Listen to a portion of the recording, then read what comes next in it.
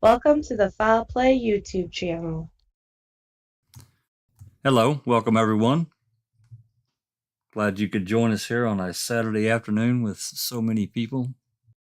We got an open chat today. It's an open format instead of our normal closed top format. So anyone that's out there that wants to join can just come to the Discord and come right into the voice call. You'll see us there.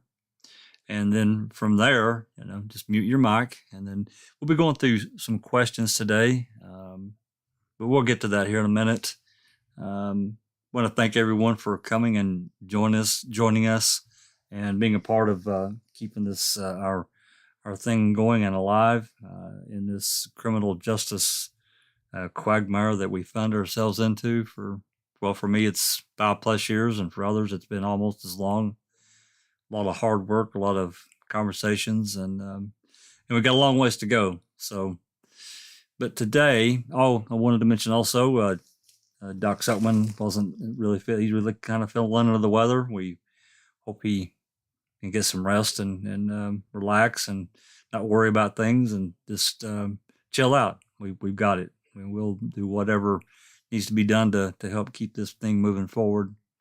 And obviously, I hope he can, if he wakes up in time. It's kind of early for him, but if he wakes up in time, he can pop on and join us, and we can talk.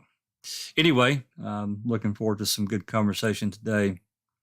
So I guess a question was posed. I guess that's where we want to start, guys. Question was posed by Not My Verbiage, Linda, the other day. Linda, you want to talk about that for just a minute and kind of go through what you did? Sure. Everybody's always saying how messed up our justice system is, but nobody ever puts out any answers as to what they would like to change in it. So I posted in Twitter, if you could change one thing about the justice system, what would it be? And I asked in Discord before I did it in Twitter. And basically, the top answer was immunity across the board. None of it. We don't need that for anybody. Judges, police, any of the legal, they do not need immunity. And then it just sparked a lot of conversation. So yeah, I'd love to, hear what everybody else thinks. Okay. Well, I think it's best because there's a lot around this, and you asked me, and I gave 2 or 3 replies, but maybe it's just a good thing to ask maybe I'll just go down the list here, or I go up from the list. Maybe I can start with whatever, or with that question in mind, let's think about that for a minute, and just say, I'll just start at the top here. And Alice, do you have maybe a reply to that? What is one thing that you would change in the justice system, and briefly talk about that? Sure. Well, for me, it would definitely be law enforcement officers and prosecutors are held accountable for their actions, because I feel that that's why there is so many wrongful convictions in America, is the fact that they can lie to you, they can say whatever they want, and there is no repercussions for them whatsoever. So for me, the first thing would be to get the immunity away, and maybe hopefully that would deter them from even thinking about trying to pressure somebody into making a wrongful confession or anything like that. Excellent. Vivi? I'm sorry, Becca. You have a comment? Yeah, my suggestion, I think, would be also to have some sort of better checks and balances within the justice system, within the police stations and all that. Like make it a rule or an ordinance or something where if somebody does make a claim of innocence and they have substantial untested proof or something, that they are required to investigate the innocence in that aspect, because right now they don't have to. And that was what part of the issue with Stephen Avery's first conviction is. He sat there for so long because there was something that could have been tested or proven, and they just didn't have to do it, so they didn't do it. And I think that there should be something in set so that way they have to do it. Excellent. BB? Well, I had answered this with Linda yesterday, and I had answered several down, and my answer was that minors should only be charged as minors, not as adults. Anything else? No, that's my one for now. Okay. Dockside, I don't know if Dockside wants to comment or just part of the wants to be here, but if you would like to comment, you're certainly more than welcome. Any changes, from your standpoint that you might want to see in the U.S. or even your own criminal justice system. I know you don't live in the U.S., but you know. That's cool. She said, "Oh, she's gonna talk." Same as Alice. Excellent. Yeah, it's good. I mean, it's a great one. Jane. So yeah, my answer to Linda on Twitter was obviously the same as everybody else. I think prosecutors and law enforcement should definitely be held accountable for their actions. I also think that minors, I know this is I know in some states they are getting the rule together that minors should be not be allowed to be questioned on their own, but I think that should be all across the board. I think it should be all over the 50 states that minors should not be allowed to be questioned alone. They should have someone with them, whether that be first and foremost a lawyer, solicitor, or an appropriate adult. I couldn't agree more. It's a really terrible thing. You think about a child being alone. Yeah. So excellent. Okay. Just Rhonda. Okay, so we only get one? Well, for now. For now. That's all the genie gave us. For now. Okay, all right. Just one. All right, well, I'll choose my most important one then would be they need to abolish prosecutorial immunity. I think that solves a lot of all the other issues in some way or other, and that's just got to go away, because that's just what I feel like I'm seeing the most of right now is just dirty prosecutors. That's actually one of my picks as well. Jinxie? I'm pretty much with everyone else with the abolishing immunity from even the judges that get immunity in whatever way they do. And I think on that note, I'll add that on part of that, they should also be, when the immunity is abolished, people in the service that see any misconduct and don't say anything about it should also fall under they should be prosecuted too as parties of the crimes. Just like a regular person. Right. I agree. I totally agree. Excellent. Nosy? I'm in agreement with everyone. I've been tweeting and talking about the Supreme Court ruling of 1976, and I've chose this topic on a couple of papers for class too, because in my opinion, the reason I don't understand the ruling is because it completely cancels out our constitutional, rights. And if these prosecutors and stuff are allowed to get immunity for basically just violating our rights in the Constitution, what is the point of the Constitution? So that really baffles me. So that's probably one that bothers me the most. Prosecutorial immunity, is that what you're talking about? Basically full immunity. Yeah. Yeah. And Linda, not my verbiage. This is really your brainstorm, so you're on. Okay, well, I agree with everybody what they've said. I totally think that should be the number one change. But I also believe that I'm going to touch on a little bit of what BB was saying about the adult and what everybody else was saying about the age thing and not having somebody there. there should be like integrity units for every department in the justice.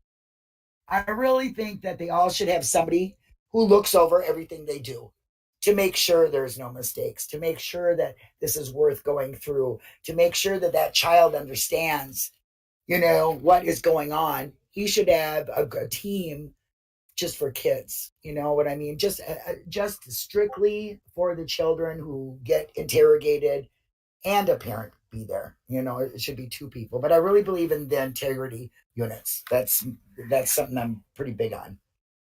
Excellent. Susan? Sorry.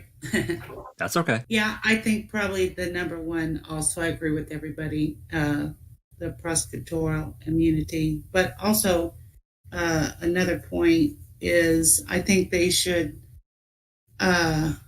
take the ability away where the cops can't lie during an interrogation. That I don't think they have that in any other country, and I think it's just wrong. They can tell you failed your polygraph. They can tell you they have DNA when they don't, and it's just coercion. Deception, yeah. And I think that should be a law that they can't do that. You should say the other one too. Yeah, go ahead, Sue. What, you mean the jury education courses? Absolutely. Yeah. I think that would be a big improvement to educate the people. If they're chosen for a jury, they should have to go through a course and,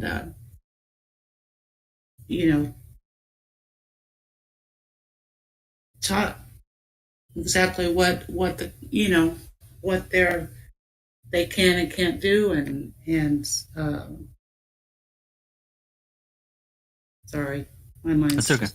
Like really define their role as a juror. Yes. Yeah. And what reasonable doubt is. Yeah. Right. Yeah. Exactly. And also the grand juries. Oh yeah. That system is so screwed up. I think the defense ought to have a say during grand juries also. Absolutely. Yeah, I agree. I completely agree. Excellent. Okay, thanks, Susan. And Sean. Hi. I agree with all the previous suggestions, but I think what sticks out most for me, particularly in a situation where you get young people being wrongfully convicted of crimes they haven't committed, it all starts in the interview room. And if you can eliminate as many risks as you can, which go towards making up a wrongful conviction, I think being interviewed without an appropriate adult or legal representation is foremost among them. Once they've got a young person in the interview room, they can jam that person up. And as we've seen in the case of Brendan Dassey, they, I think, deliberately engineered a situation where his mother would have been unavailable to assist Brendan, even if she had known that he'd been arrested. That for me is key. If you can eliminate that situation, you will probably remove the risk of the multitude of the young people who are being wrongfully convicted. Young people are bamboozled, they're bombarded with language that they wouldn't understand. They are kind of assaulted with principles in law that they wouldn't understand. There's an awful lot there that the police can use. Initially, at the very first meeting with a young person when they've been arrested, there's so much that they can do that will entrap that child, and they've got to look at it for what it is. They are children. They will trap that child into a life sentence. That's got to stop. When you remove that initial threat towards any suspect in custody, you got a greater chance of maintaining an investigation that's, it's got a bit of integrity about it, rather than a single-minded, tunnel-sighted vision of what the outcome is, rather than the purpose of of the task. So, yeah, remove unaccompanied interviews of minors. It has to happen, and the sooner the better. And how do you this? We've had a couple of things on that. How do you feel about? And I talked a little bit about this yesterday. We were having a few of us having a discussion about it, and I'll get a little bit more into it later. But talking about especially children having specialized interrogators. The cop that brought them in, that's the investigator, is not necessarily a great interrogator. Just because I can work on my car doesn't mean I can build a house. You know what I'm saying? It's two different things. So how do you feel about that? Now, obviously, this is a more money. This comes into a money thing for departments. But if you're going to charge someone with a crime, shouldn't they? I think they should get it right. They should have the proper people in line. Yeah, absolutely. In the UK, for years, what we've been doing with our police forces is that we've been equipping them with specially trained officers to deal with children who have gone through traumatic sexual experiences.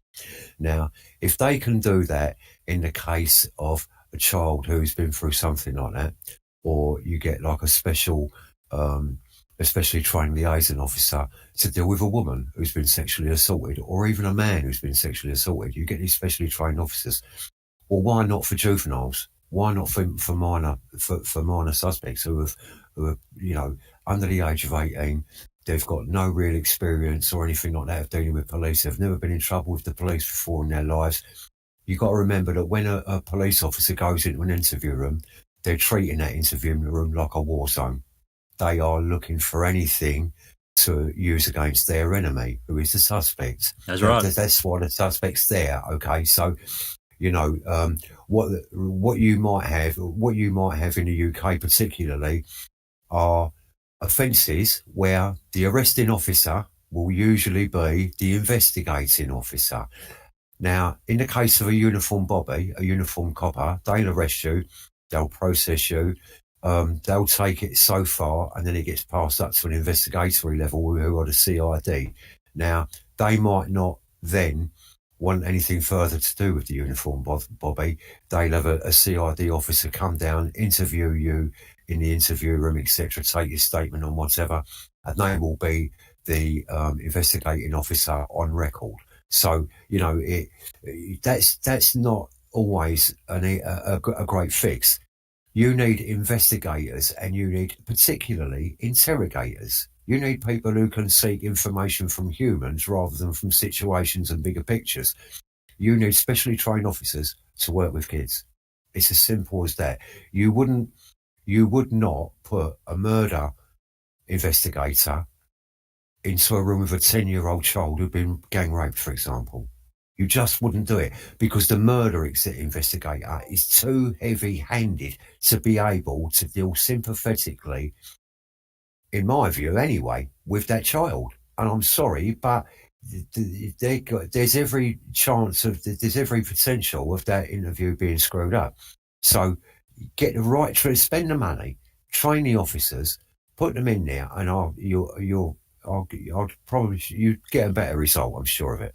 A much better result, much more favourable for everyone, and much more driven towards justice rather than the aims of seeking conviction. Right. Excellent. Well, thank you very much, Sean. It's very insightful. Yep. Zoe? Yeah.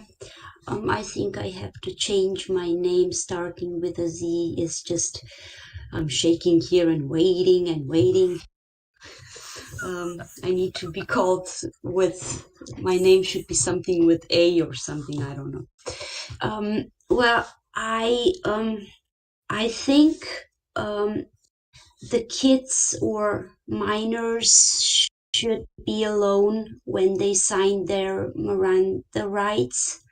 I read somewhere that 90% of the underaged children don't even understand what they're signing. So the children never should be alone when they're signing their Miranda rights. And I think something with the media coverage should be done, because like in Stephen's case, the media coverage did a lot of harm, and I know in a lot of other cases, media coverage did a lot of harm as well. So, and everything else what others already said. So, yeah, that's it. Thank you. Thank you, Zoe. Excellent. Sammy? T1 agree has said, with everyone. T1 has said, A Zoe. Hey, Zoe. A Zoe. Yeah, I just saw that. That's awesome. I'm gonna change my name to Hey Zoe. Hey, Zoe. Zoe. Zoe. Yeah, there you go. That's funny. Anyway. Well, I agree with it. What everyone has said. I'm really would like to see some kind of oversight for everyone involved on these investigations. Totally, completely lacking oversight in all of this. And I'm just absolutely beside myself on the way minors are treated. I believe that they should have their legal guardian there and legal consultation at the same time to help guide the child and the guardian. And I really am against them questioning the children. That's what they are. If they're a minor, they're a child. And they should be treated accordingly, not as an adult. But that's it for me right now. Yeah, I don't disagree, because children, and Zoe hit on it too, children, I think by and large, I don't think that most children of 12, 13 years old and upwards truly understand what the Miranda rights mean. The right to remain silent, but it can always be led with a caveat of we really need to get this information, and it really is bad to think and for us to have as a society, and in my opinion, that we have to protect our children because of the way the system is set up against maybe a good cop that's trying to find answers, but you can't always trust that now, because they can use whatever you say in that room against you, even though you're trying to help and you had nothing to do with it. It can get turned around on you. We've seen it too many times, right? Even with adults. I mean, especially with adults, but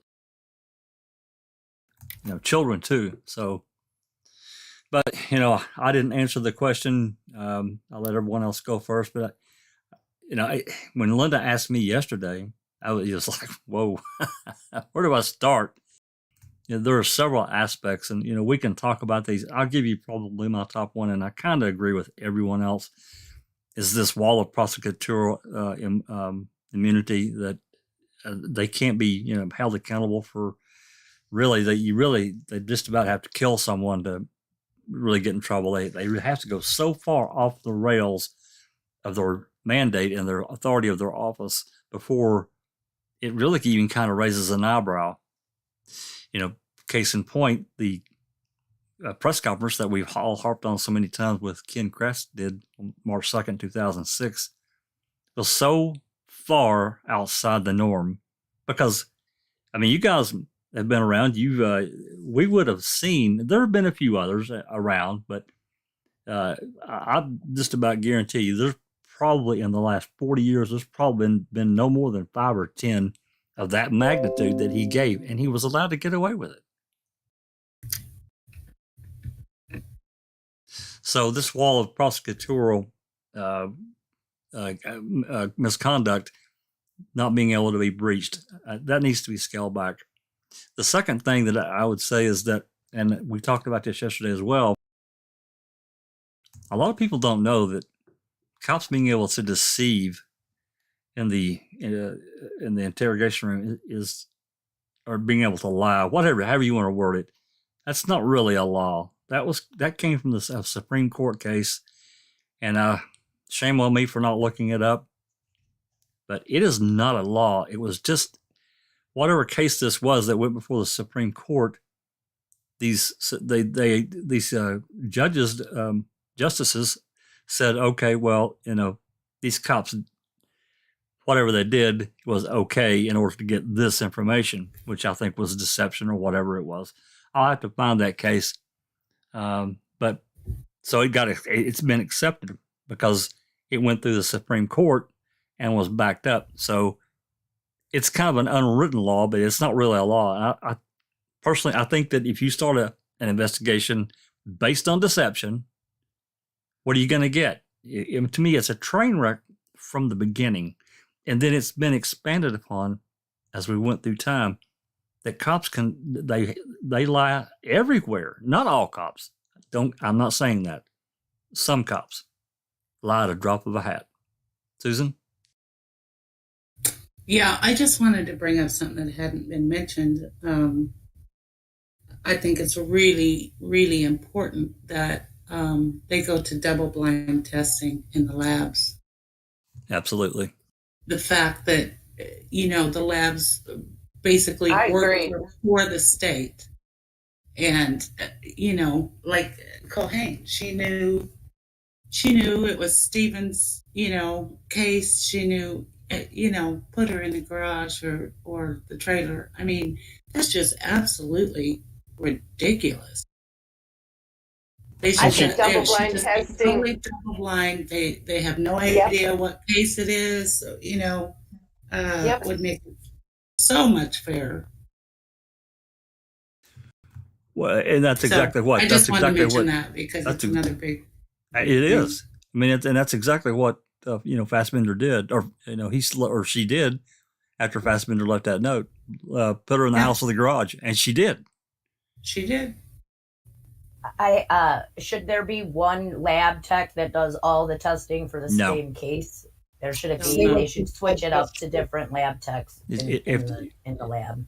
It should be switched up, and this access point for basically state crime labs have become an extension for law enforcement officers, and the defense is really cut off from that. They have to, so that you get into people that don't have any money. They can't really afford to have stuff tested, but the state has all the access.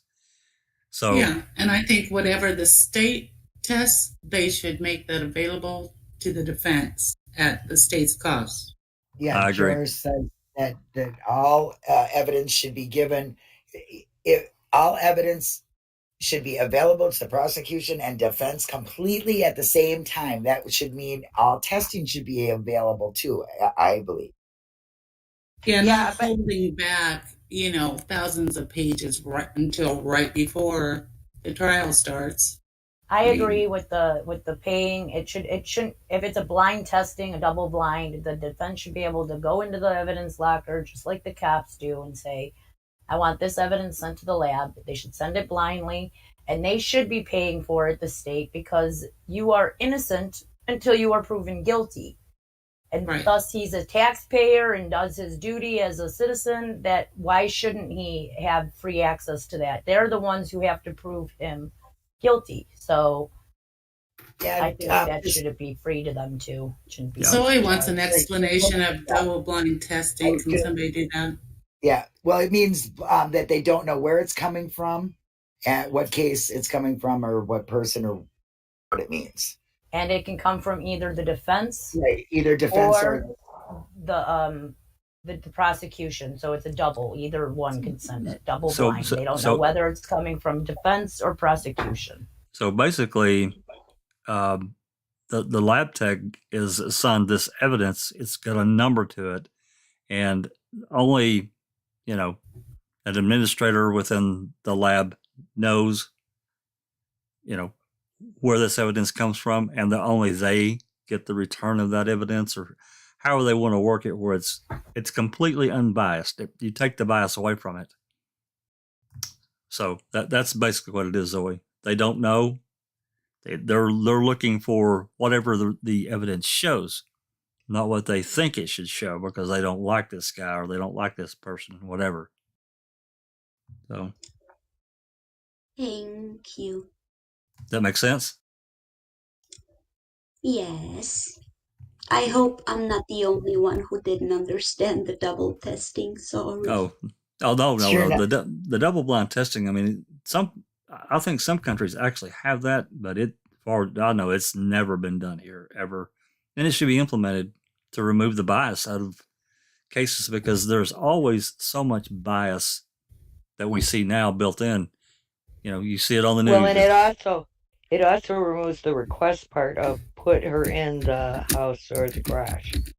Well, that should be a complete no right there, right off the bat. That should never be allowed. No, but you've also got to think as well, the defence side doesn't have as much, they don't have as much funds and things like that as what the prosecution and that does. So somebody in the chat said that, in fact, it was Jaznaz says that the state should have a cap on how much the prosecution can spend on convictions. And somebody else said that the two, it was Bethany actually, that said that the prosecution and the defence should have technicians both in the lab at the same time doing the same tests so that they're getting the same results. They wouldn't need that if the testing is blind, because they wouldn't know who's like.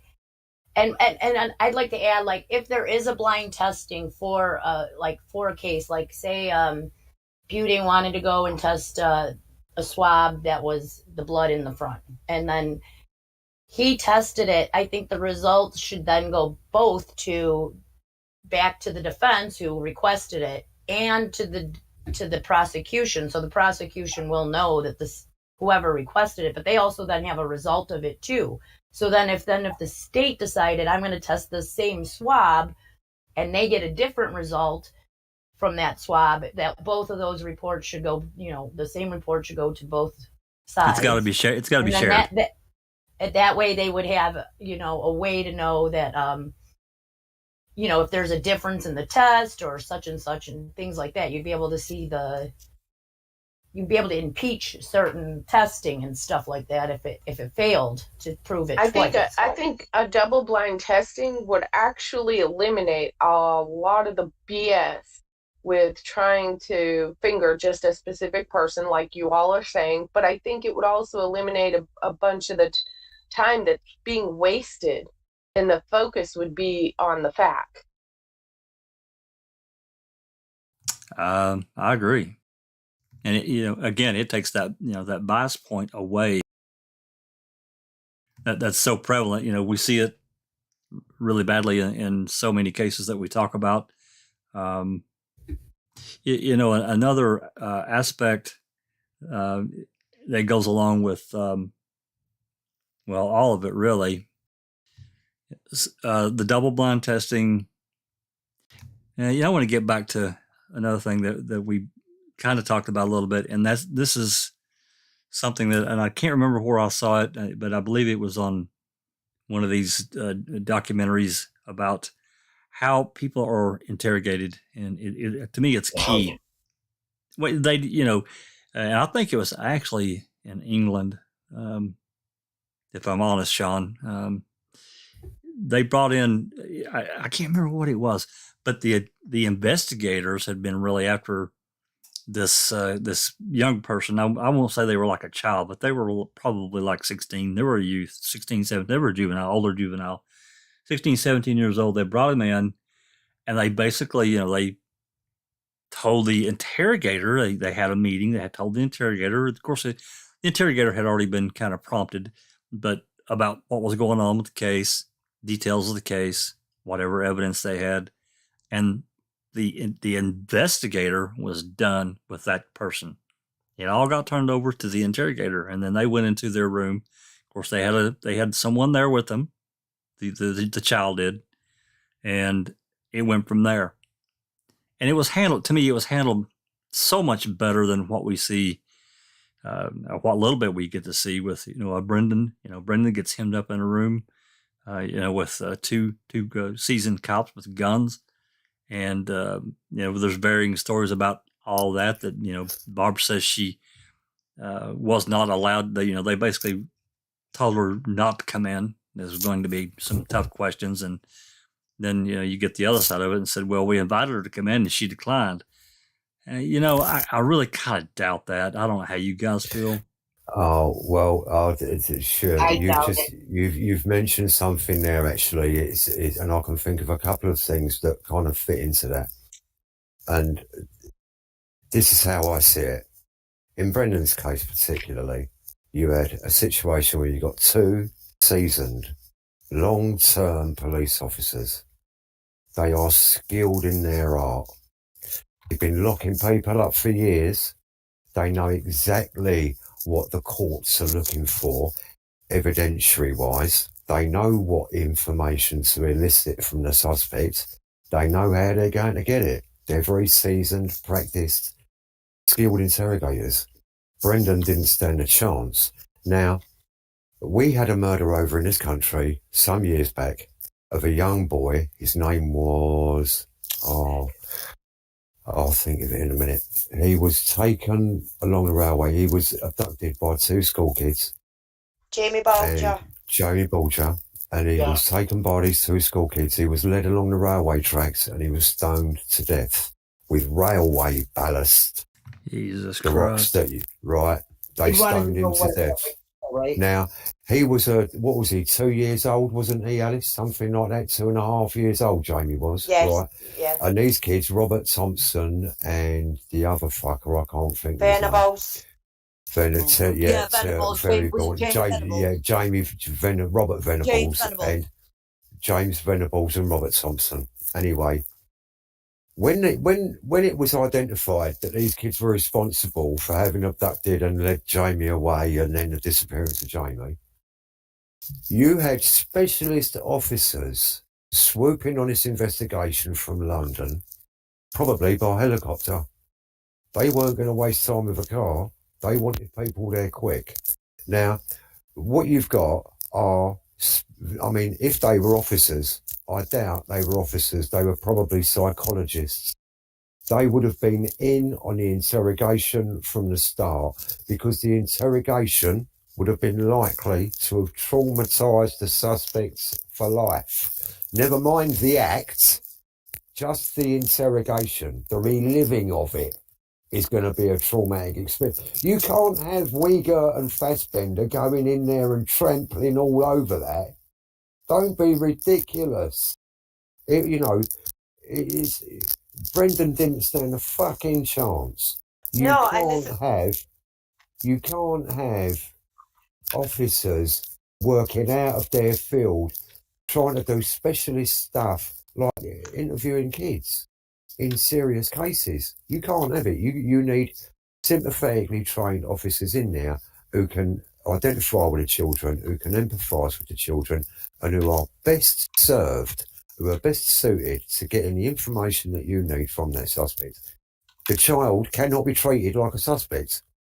That's right. That's right. Because however, Fassbender and we offered him food and drinks. Are you fucking kidding me? Yeah, look, you got sandwiches and an orange drink, and you're all good. Give me a break. Come on. That's hardly a sympathetic interrogation of a 16-year-old kid. What they did in Jamie Bulger's in the Jamie Bulger murder investigation was they spent weeks and weeks and weeks interviewing those kids whilst they were waiting for trial and preparing for trial, because all the information was there, all the evidence was there. We knew it was Thompson and Venables, but getting the information from them was a different matter. Now, it's because of the trauma that they were only 10 and 11 years old themselves, something like that. These are kids. Right. Kids, 10, 11-year-old kids. Now, they've served their sentences, they've been in the witness protection. One of them's in New Zealand and one of them's in England somewhere, back in prison for whatever fucking offences anyway. You cannot have hardened police investigators doing these interviews with kids. It's got to stop, because there's too much opportunity for abuse. And it happens all the time. But also the Waynes had immunity, like their name wasn't allowed to be out to the press or anything like that. And I mean, Nothing if like Brendan that. had There a was a wee bit, total. if Brendan had a wee bit of that, you know what I mean, until it was actually gone to court and everything like that, it might have been a different story for Brendan. Well, But I there mean, was Well, Brendan, nothing. that's they not, should not be able to do that. for Have me, for talked me, about. it starts when the child's arrested, and when and it's the very first time he walks into an interview room, right? That's where the damage is done. It's within the Well, first 15, 20 minutes of that child being in an interview room. And you the know, point I'm also, trying to make is, if they're not allowed to take a child into an interview room without legal representation, then it eliminates that risk. And that risk has got to be probably the largest danger contributing towards wrongful convictions of kids. well, and True. here's another thing I want you to think about this one. And Becca, I know you're unmuted. I'll let you speak here in a second, but think about this too, Sean. Remember when Baldwin got Blaine and was it Brian? Not Brendan and Yeah. Brian In in the beginning of the case, outside of Grievous. and had him in the hemmed back up of in the the car. had Yeah. him hemmed up in the back of the fucking car, and they went at him. That's got to stop. You can't Well, now. I've that's always to me that's a I was custodial. saying this. That's I a said this custodial. yesterday. I said this in the group yesterday. In the UK, if a suspect who's under arrest and in custody, but outside of an interview room, if they try to speak about it, British police. This is my own experience. This is me personally talking. This is what I've experienced with them. They will not talk about anything to do with what you've been arrested for outside of the interview room. They will always say to you, save it. Wait until we get in the interview room. Now's not the time and the place. Just don't talk about that. And see, that's the right thing to, and that's the right thing to do. That's the right thing to do. Right, thank you. But now, when we look at all these recordings and all these fucking conversations in the backs of police cars, are you sure? Listen, that's hardly an interview environment. Of course it's not. There's one where they've got Brendan on the yard in the back of the police car, and the guy, there's so much wind noise, you can't even decipher what's being said in half of it. How can that, that's not acceptable. It has to. The biggest danger to the kids is the conversation that they're subjected to outside of the interview room. Well, you got it's these the softening up process, and it's everything else. Yeah, you got these kids in the back, hemmed up in the back of a car with a couple of cops with guns, and then they're going at them about specific things in this investigation. To me, was a custodial interrogation. Right, that's exactly right. Because as soon as they get the kid in the back of the police car, the kid is in a caged environment. He's already in a police cell. So the whoever you're questioning is automatically at a disadvantage. Why don't you walk them down to the other end of the yard where there's no one walking around? There is no one else around. You can talk quietly in private. The kid's still in his own environment. Do you know and what I mean? you've taken part of that threat away. None of the sensory intimidation going on, such as being placed in a cage in the back of a police car. Two officers there with guns, questions coming from two different directions and confusing you. It happens all the time, and it's deliberately driven to break the suspect down. I agree. Because even though they're being told they're just being asked a few questions, they're not in any trouble. Believe me, they're always a suspect. Always. Right. Doesn't matter who they're questioning, who they're talking to. There's always a suspect. I agree. Becca, I know you're unmuted and been waiting to talk. You go ahead. Sorry. Touching back on what you said about, the whole Barb thing with her not going in there and them saying, well, you can, but she refused, and she said the other way around. The one thing I've noticed a lot about Brendan and the way he talks and the way he is that he's a very literal person. And I feel like this is the same way with his mom. If you were to say something like, it's going to be a really awful story, it's probably best if you don't, then she'll take that, as being told no. Literally, yeah, I understand. Yeah, and I feel it's the same way with Brendan, and I feel like they knew that. I feel like they knew, and because they know how they do research on the people they're going to talk to. They've been looking at the family for a while before Brendan was even considered a suspect. They knew Oh, exactly sure. how to talk to him and how to talk to the family to get what they wanted, just like what Sean was saying. They knew exactly what they wanted and how to get it.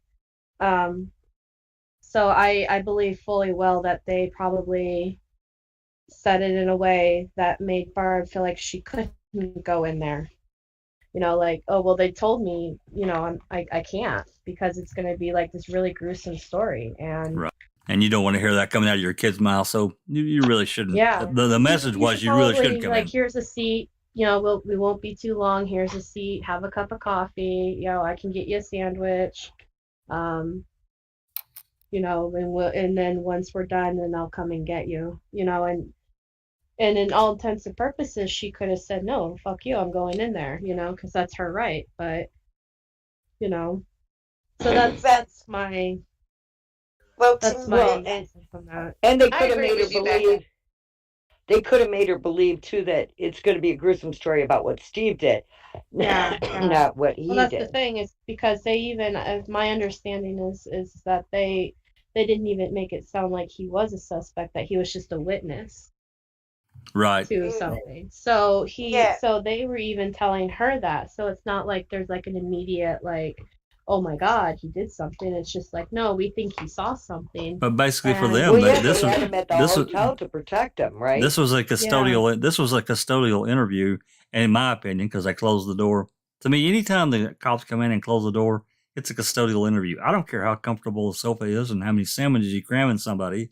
You close the door, it's custodial. That's me. But I mean, no, going back to Brendan, I've seen some stupid comments with some stupid people, and some of them have been, well, why didn't he just get up and walk out? Well, because he was a child, and he's probably been told to respect the police and everything like that, and he's not understanding his Miranda rights because of the difficulty he has in understanding words. So with them saying to him that you don't have to say anything, you can leave if you want to, in my opinion, Brendan wouldn't have just went, aye, okay, right, stop there, I can leave, because he didn't think that he could actually leave. Well, Alice, I think that, I think that, for most kids, even ones that don't have learning difficulties like Brendan, I think for most kids, you get them sat down in an interrogation room, cops are going to ask you some questions. They don't really feel they have that right to just get up and walk away, right? Well, exactly. and the cops took him by car. The cops took him by car, so he wouldn't even had a way out of there if he left. Right. Yeah, that's the thing is that I relate a lot to Brendan because I feel like I was Brendan at that age. I was his age around the same time. But that's the thing is that you have we're grown up in a society where you have to do what your parents say. You have to do what your teachers say. You have your to elders, do what right? all Your elders. Exactly. The police officers. Yeah, it's ingrained. I remember I'd also like to mention that when you're in school, I don't know if it was for all of you, but for me, and when I was like in kindergarten or first grade, the police officer friendly, came in to, tell you that the officers are good. We are here to help you if you need help. They we brought are the here coloring to serve books. you. We're here, right? We're here to serve you guys. So they learn at an early age that officers are good. They're to be respected. You go to a field trip to the police department and get to see everything. So you learn that they're there for justice. They're not the ones who are going to cause you injustice. You don't know that when you're 16. No, absolutely no. You're taught to respect. You're taught under to that impression. You're taught to respect the uniform. The DARE program. The school DARE program teaches you to tell on anybody else who's doing any kind of drugs, even if it's your parents, to tell the police so that they could get help for that person. Yeah, Right. yeah, gonna Yeah, help yeah, them. They're gonna I help them want to to. add to this having a parent or custodial person of a guardian being in the room. What if the crime that they're questioning the kid about has to do with a guardian or parent? Then who do you have in the room? There needs to be an outside, unbiased source too, I think, in there. So if Barb was not in there, somebody else was to protect Brendan. I agree. Rights. Then somebody, an advocate. Here in the UK, I'm sorry, I just want to quickly interact because there's that bill, or not the bill, but the petition that's running around out there of the Brendan Dassey interrogation law bill that was started a year or 2 or 3 ago. I don't remember how long. But that was the one that Laura Nyrider sat down with another organization. I can't remember the name of it, but she actually helped draft that up, and that's one of the speculations. Isn't necessarily a parent, because she said even parents don't know the law. That's right. It's a counselor or a lawyer. And somebody be a lawyer. An advocate that knows the legal system. Yeah, So well, here in the UK. So then when they took Brendan from school in like, should there be something like, well, if you're going to come and investigate one of my students at my school, then the school's lawyer, because I'm sure the school district has some type of lawyer, should be there to the county sit does with the child or something. The county does, absolutely. The first one was done at the school. They had not even a teacher in there with them, right? So Yeah. I Nope. mean, so what should have happened is when the police came to the school, the first. Oh, we lost Becca. Yeah, you need to reconnect Becca. Linda, I think. Jinx, as you were. Yeah, there you go. Go ahead, Alice. Jinx, as you were saying about if it was to involve the parent or the guardian. Well, here in the UK, we've got social workers. So for something like that to happen, a social worker would be called to be able to sit in for that child or whatever. They would have somebody there, a child advocate who knows the law, or a social worker who knows the law, in a sense, in that sort of situation. How about when the child is actually like Brendan, where he does have a disability? Should it not just be somebody who knows the law, but somebody who's his psychological therapist or something like that they're there too?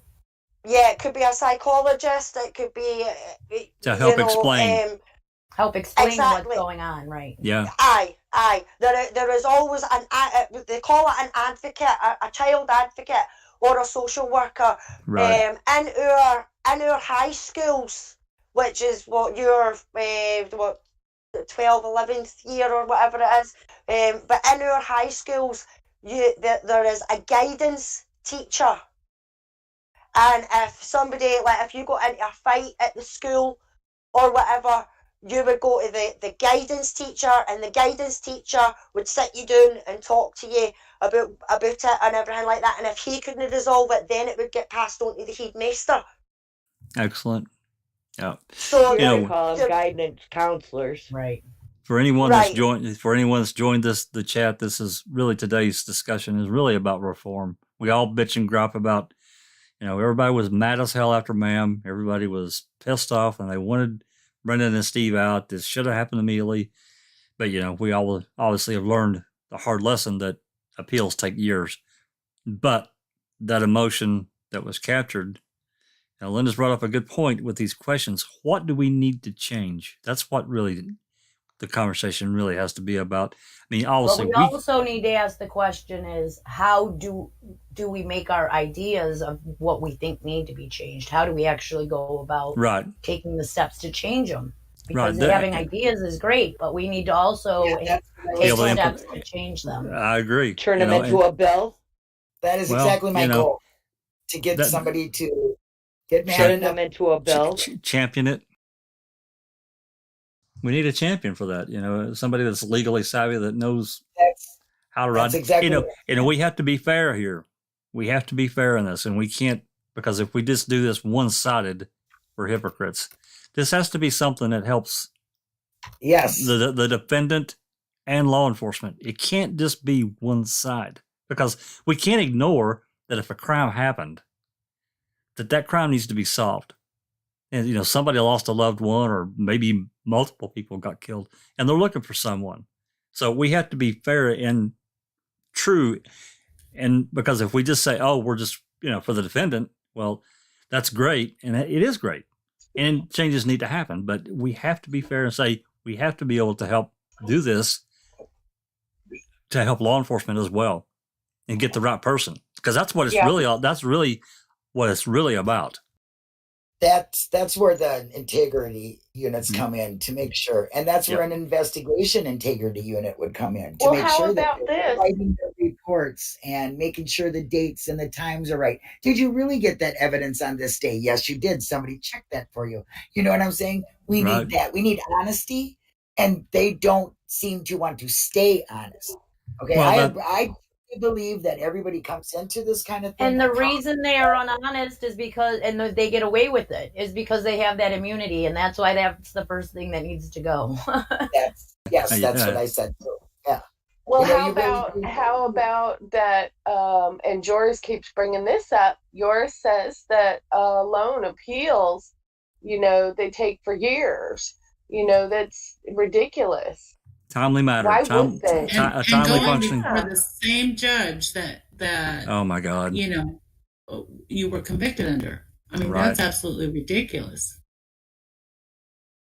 That's right. You should be able to have a separate set of eyes, different judge, a new set of eyes. Absolutely. So we do need change, and we do need to try to compile what those changes should be. What do we think they look like? And it would be super great if we could have some help here with figuring out how to compile a bill that can be represented, you know, and brought to our people in our court system and looked at and seriously considered and put in the book. That's right. I mean, it almost has to be from the ground up, because we see so many cases that they're conviction driven. They want a conviction. Of course, that brings up plea deals and all that stuff, and that's a different conversation. But I'm the same way as you. The plea deals to me have wrecked our criminal justice system. They have wrecked it. Yeah. You know, and I get why people take them. I do. You know, the prosecutor approaches somebody that didn't do the crime, but they've got a little bit of evidence. They've been in some trouble, and they say, well, you know, we'll cut you some slack. Here's a plea deal if you'll plead. Even though the crime didn't really get solved, they've got a conviction on the book, and somebody gets some jail time out of it. And that creates, you know, this whole gigantic billions and billions of dollars per year in our justice system and so many guilty people go free. Absolutely. Of wasted money. Wasted. So, housing them, everything. So I mean, that would be great, you know, if we had a champion that would be able to do that. Before we go too far, I did notice up here, Iced Coffee had asked it, and I'm not really the question person, so if somebody wants to scroll up and read it, I can do it if you want. I've got it in front of me, but Iced Coffee asked a question a few minutes ago, or actually made a comment. So anybody want to address that? Or this may be a naive point, and I understand often as investigation is carried out, subsequently charges may be brought, but what about the fact that Stephen Avery was initially arrested on the charge of felon in possession of a weapon? At what point did the initial charge change to the investigation of murder? With hindsight and knowing all the BS that went on, they must have knowingly arrested Stephen Avery under the just to go on the guys and change what. Yeah, that's what it is. That is, I don't even have to read the rest. Yes, they did put him in a gun charge, and the day it was going to drop, when the time ran off, they put it on. That's when they arrested him. Am I correct, Jack? Well, you know, you have to look back at it. What was going on at the time, leading up and running into this? It was the depositions. Who was set to testify? Give his deposition on November 10th. cathartic. So Stephen Avery was arrested on the gun charge on November 9th that afternoon after they went to the Aurora Medical Center to give their DNA and all that stuff, fingerprints. He was arrested after that.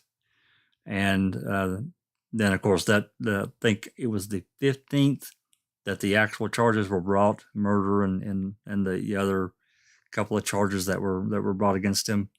So there was a clock thing, in my opinion. They were going to do something to derail those depositions because they were going horribly for the state. I mean, I haven't read them all. I've read several of them. I don't know how many out there. I think what he's asking though is when did it go from, like they were there the whole time looking for a missing or a murdered woman the whole time, but the first charge they could get him on to stop those depositions was the gun charge. That's right. And then the actual charges that were added later were added on the 12th. I think what they meant was that it was definitely going to be, they knew that they were going to get more charges on him. So they just got him on something, right? Anything. If you think about it, Jacobs asked, do we have a body yet? The 30 minutes after they found the car, they were always looking to find a body or a murder. Sure. They planned on it. So, that leads us off into, the depositions. I don't know how many of, I had the opportunity to read through some of them. I've read through quite a few. I haven't read them all, obviously, and that's something I really want to go back and do. I just haven't done it for one reason or another. There's a lot of good information in there, and there's a lot of interesting information of how people, everybody has to, again, step back and remember that the DOJ came in and investigated Manitowoc County prior to the civil suit being filed. So Glenn and Kelly go in armed with all these statements that were given and questioning people, and they're trying to change their story. And I didn't say it that way. That's not my verbiage. Right, Linda? So, you get these people. I didn't say it that way. Those are not my words, but, blah, blah, blah. It's really quite shocking. And some of the other things that happened that I'm not going to get into. I want to get way off track here. But, let's move into to our second. Susan, you're unmuted. You got something? Oh, I just wanted to mention the fact about evidence. Once you've been convicted, and the defenses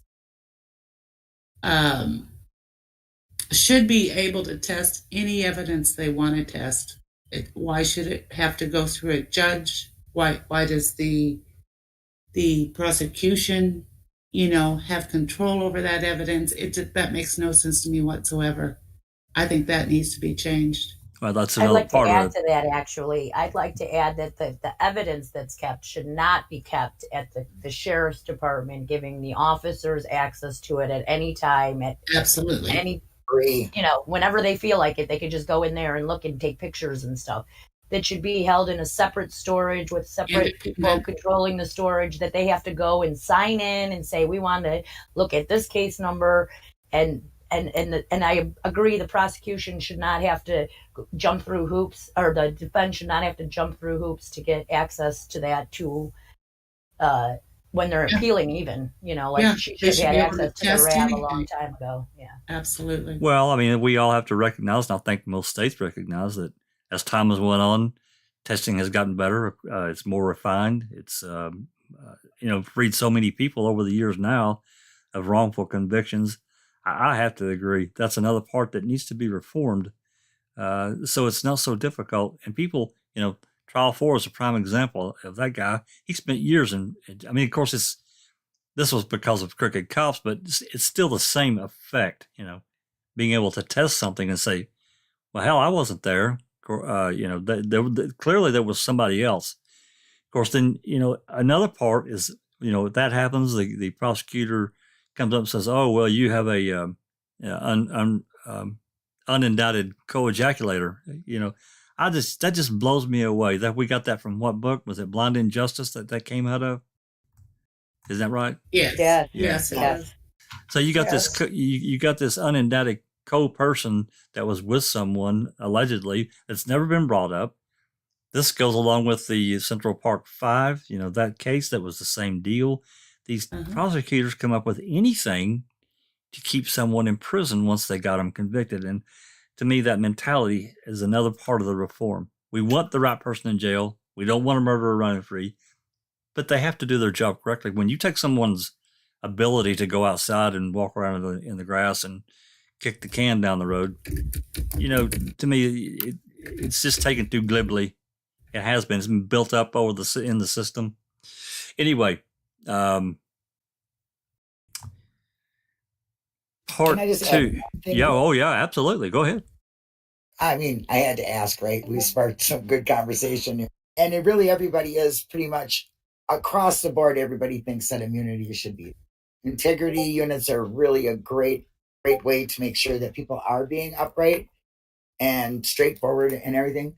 But I also wanted to say, anyone who is interviewing like a child, or even, I don't even know if it was for an adult, but I don't think that they should be on the team, on the scene, out there at the crime.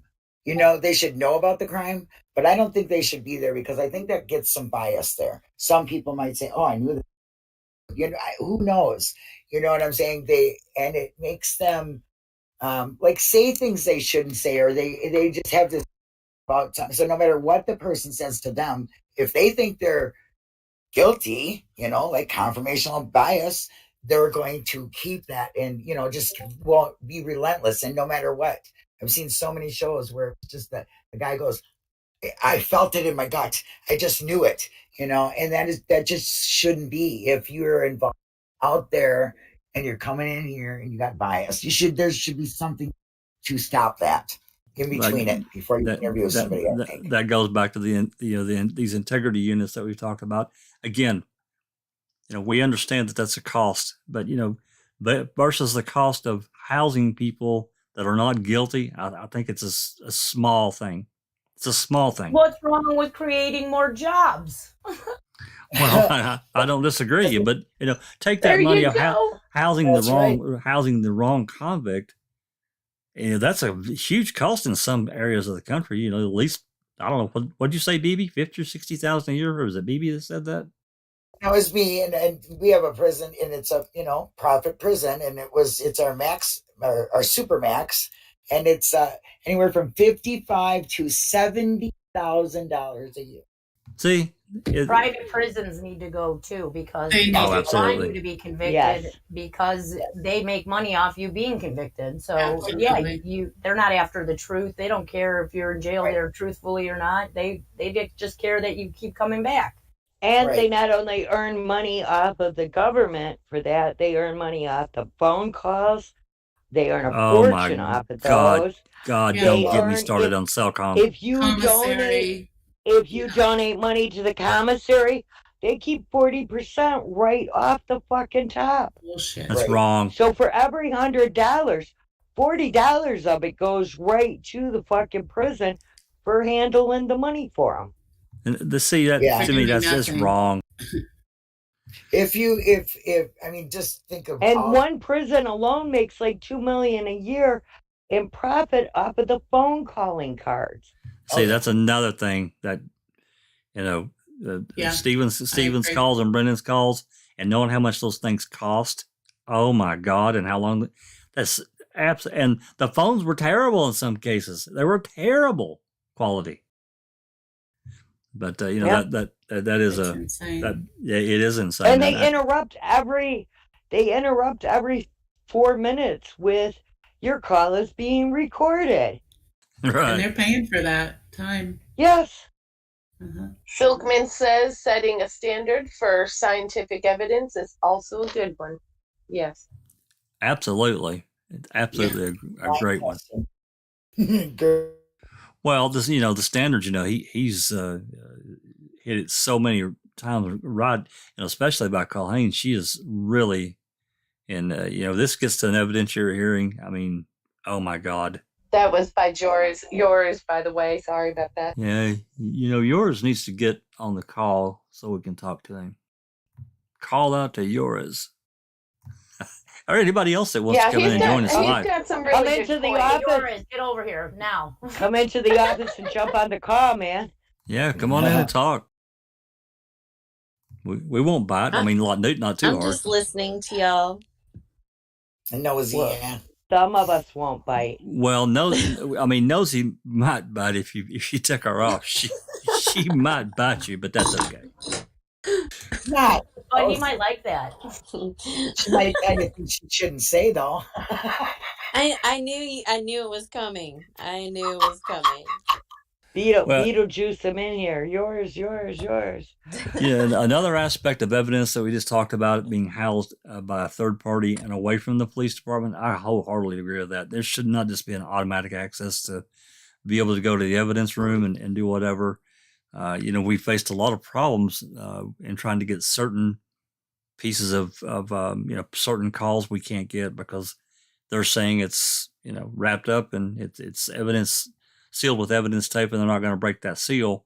To me, which is completely defeats the purpose of the FOIA, and it's just an excuse. Because if something, if you have something on microcassette that's 15 years old, wouldn't you want to go ahead? Even not saying you're going to destroy that cassette, but wouldn't you want to go ahead and get that converted to a digital format right off the bat so you have it? I mean, I would. The quicker the better. Absolutely. And not to mention, if it's like a recording such as the flyover, let's say, and they don't want to open it because it's sealed, what are they protecting? It's not like you're preserving any fingerprints or physical evidence on that piece of evidence. It's film. It's not like, you could literally touch it with your fingers because it's not something that was found on the property at all. That's it's right. Something that was in their camera or recorder. That comes, with exactly what I was going to talk about, and that's evidence that was generated by law enforcement or, potentially by the defense, but mainly by law enforcement. They've generated photographs, they've generated reports, they've generated all these different things. And that aspect of it, let's talk about this. I'll throw out two things, and, I don't know where we can take this, maybe nowhere, but And Silky says evidence should not be taken home overnight either. That's right. Never. Shouldn't remain in the cop car, right? Right. And I just want to point out Kay. She says judges and prosecutors should not be stock in private prisons either. Ever. I agree. But Definitely talking about evidence. I mean, let's go ahead, Sammy. No, it was me. Another thing that I was thinking as well is the situation with Tommy Ward at the moment. Anybody that is proven by DNA evidence or anything like that they are innocent, I don't think the Attorney General or anything like that should be able to appeal that decision, because the facts there is that the man is innocent, so they should, or woman or whoever it is innocent, so they should be set free. So I don't understand how an Attorney General or whatever can appeal that decision and still keep that person in jail. Something needs to be done about that as well. I agree. I totally agree. It's talking about evidence that's generated by our law enforcement. And there's two things I want to, first I'm going to point out, going through, we're not the only ones that have done it, but Zoe and I spent hours, days and days recording the CASO dispatch calls and the Manitowoc County dispatch calls and getting them out there on YouTube. Now, I can't prove it, but I know that in going through those calls and listening to those conversations that they were edited, because they had the ability to record those calls at length. And what I'm saying is, let's just take the Tom Pierce call. It was roughly, Jinx, help me out here. Was it not 19 minutes? Something like that, 20 minutes? The Tom Pierce call? Yeah, it was about 20 minutes, I'd say, so give or take a few minutes. That 20-minute call roughly was broken up over 55 WAV files. And they did not have to do that. They could have recorded that as one call, maybe two if they had to transfer the first call, which I think they did.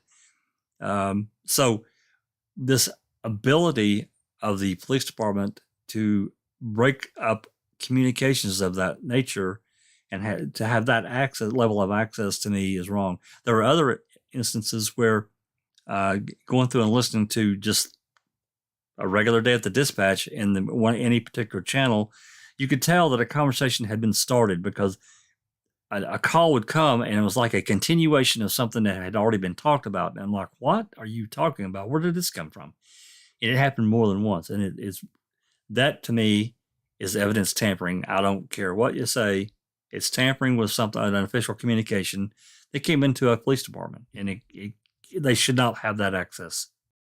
I just thought of something of yeah, go ahead. like with the recording of that call from Tom Pierce, they did transfer it. It starts on the dispatch. He calls the dispatch, and they set him through to Leslie Lemieux, and That's right. and she talks to him for like 20 minutes, which means that they had a recording of her desk phone. So where are all the recordings from all the desk phones that, like that didn't come through the dispatch, or do they only record the ones that go through the dispatch? I think that once it's triggered, I don't know. I'm not going to answer that because it don't. Because I'd love to know if there's actual recordings of like, Wiegert calling Pago's death. Yeah. Yeah. I think if it's in the police department, all the phones are recorded. I think those So are probably correct. How do we FOIA all those calls? Because I'd love to hear some of those. Well, you can also, from my understanding, you can also FOIA the emails of all the people too, like the sheriff's department and stuff. I don't know like what kind of emails you can receive, but I know there are some type of emails you can FOIA too. I think they use keywords. I think any official email that goes through the system is fair game. I don't think that there's any national security things that that would get would protect them. So, and I just wanted to speak on this whole evidence thing. That just a little side story. That I agree completely. But if you take the Rodney Reed case for example, when he got his very first day of execution, it was a guy that we talked to. His name's David Fisher. He's just a huge advocate for Rodney, and he's actually been the reason that Rodney has had 2 stay of executions for finding stuff. Well, whenever he started doing his investigation, some of Rodney's evidence was in the garage of the court reporter.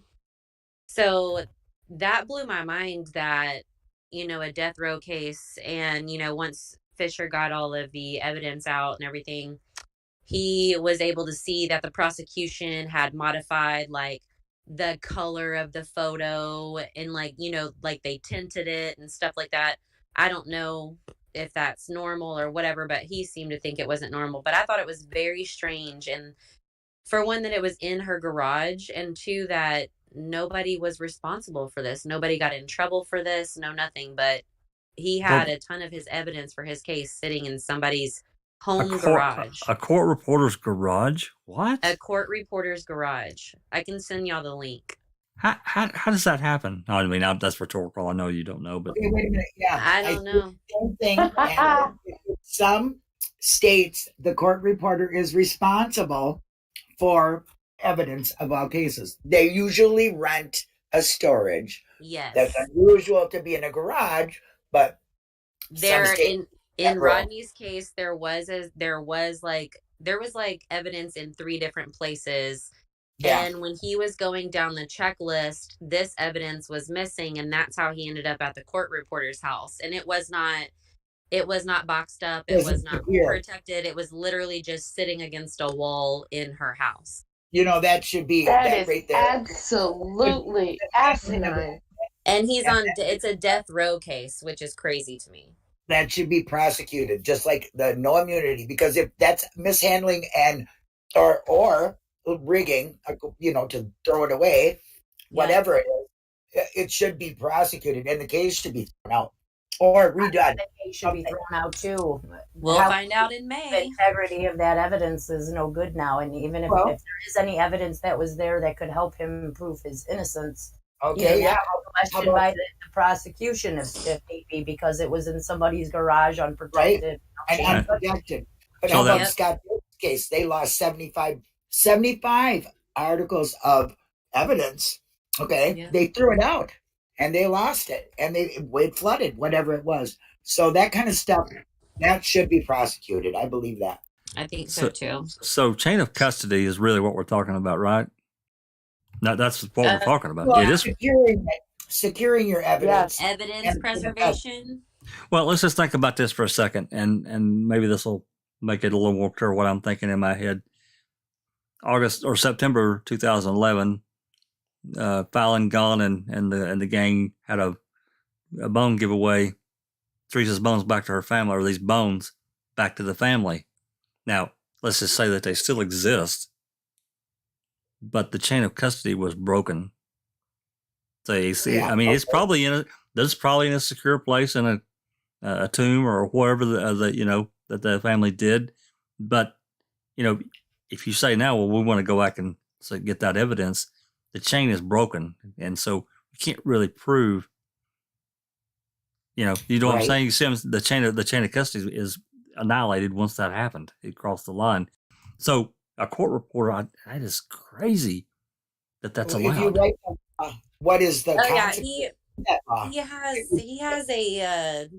He has a judge situation, kind of like Stephen in his case right now, and of course a whole mess of evidence. But yeah, that's that's where the photos that the prosecution modified the color and blew up of like Stacy's body and stuff was found was in her garage, like an old painting sitting up against the wall.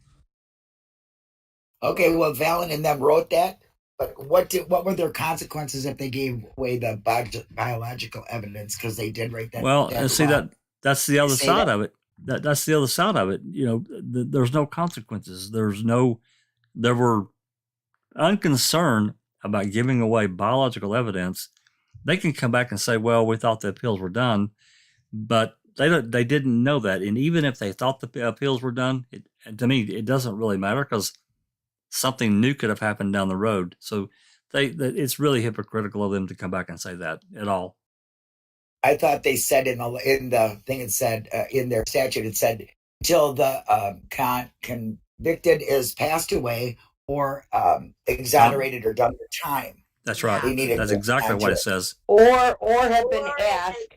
Or if they ask and contact the defense. Right. And they said, no, go ahead and get rid of it.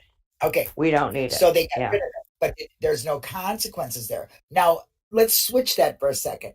Say, Stephen, who's messing with their evidence, okay, something happened about Jerry Buell. No, I want to get rid of the bones to him. And okay, so it was that side. Okay, Joe, they would be prosecuted for that. Absolutely, they would. They would jump down them and hang them from the highest tree or whatever they're going to do.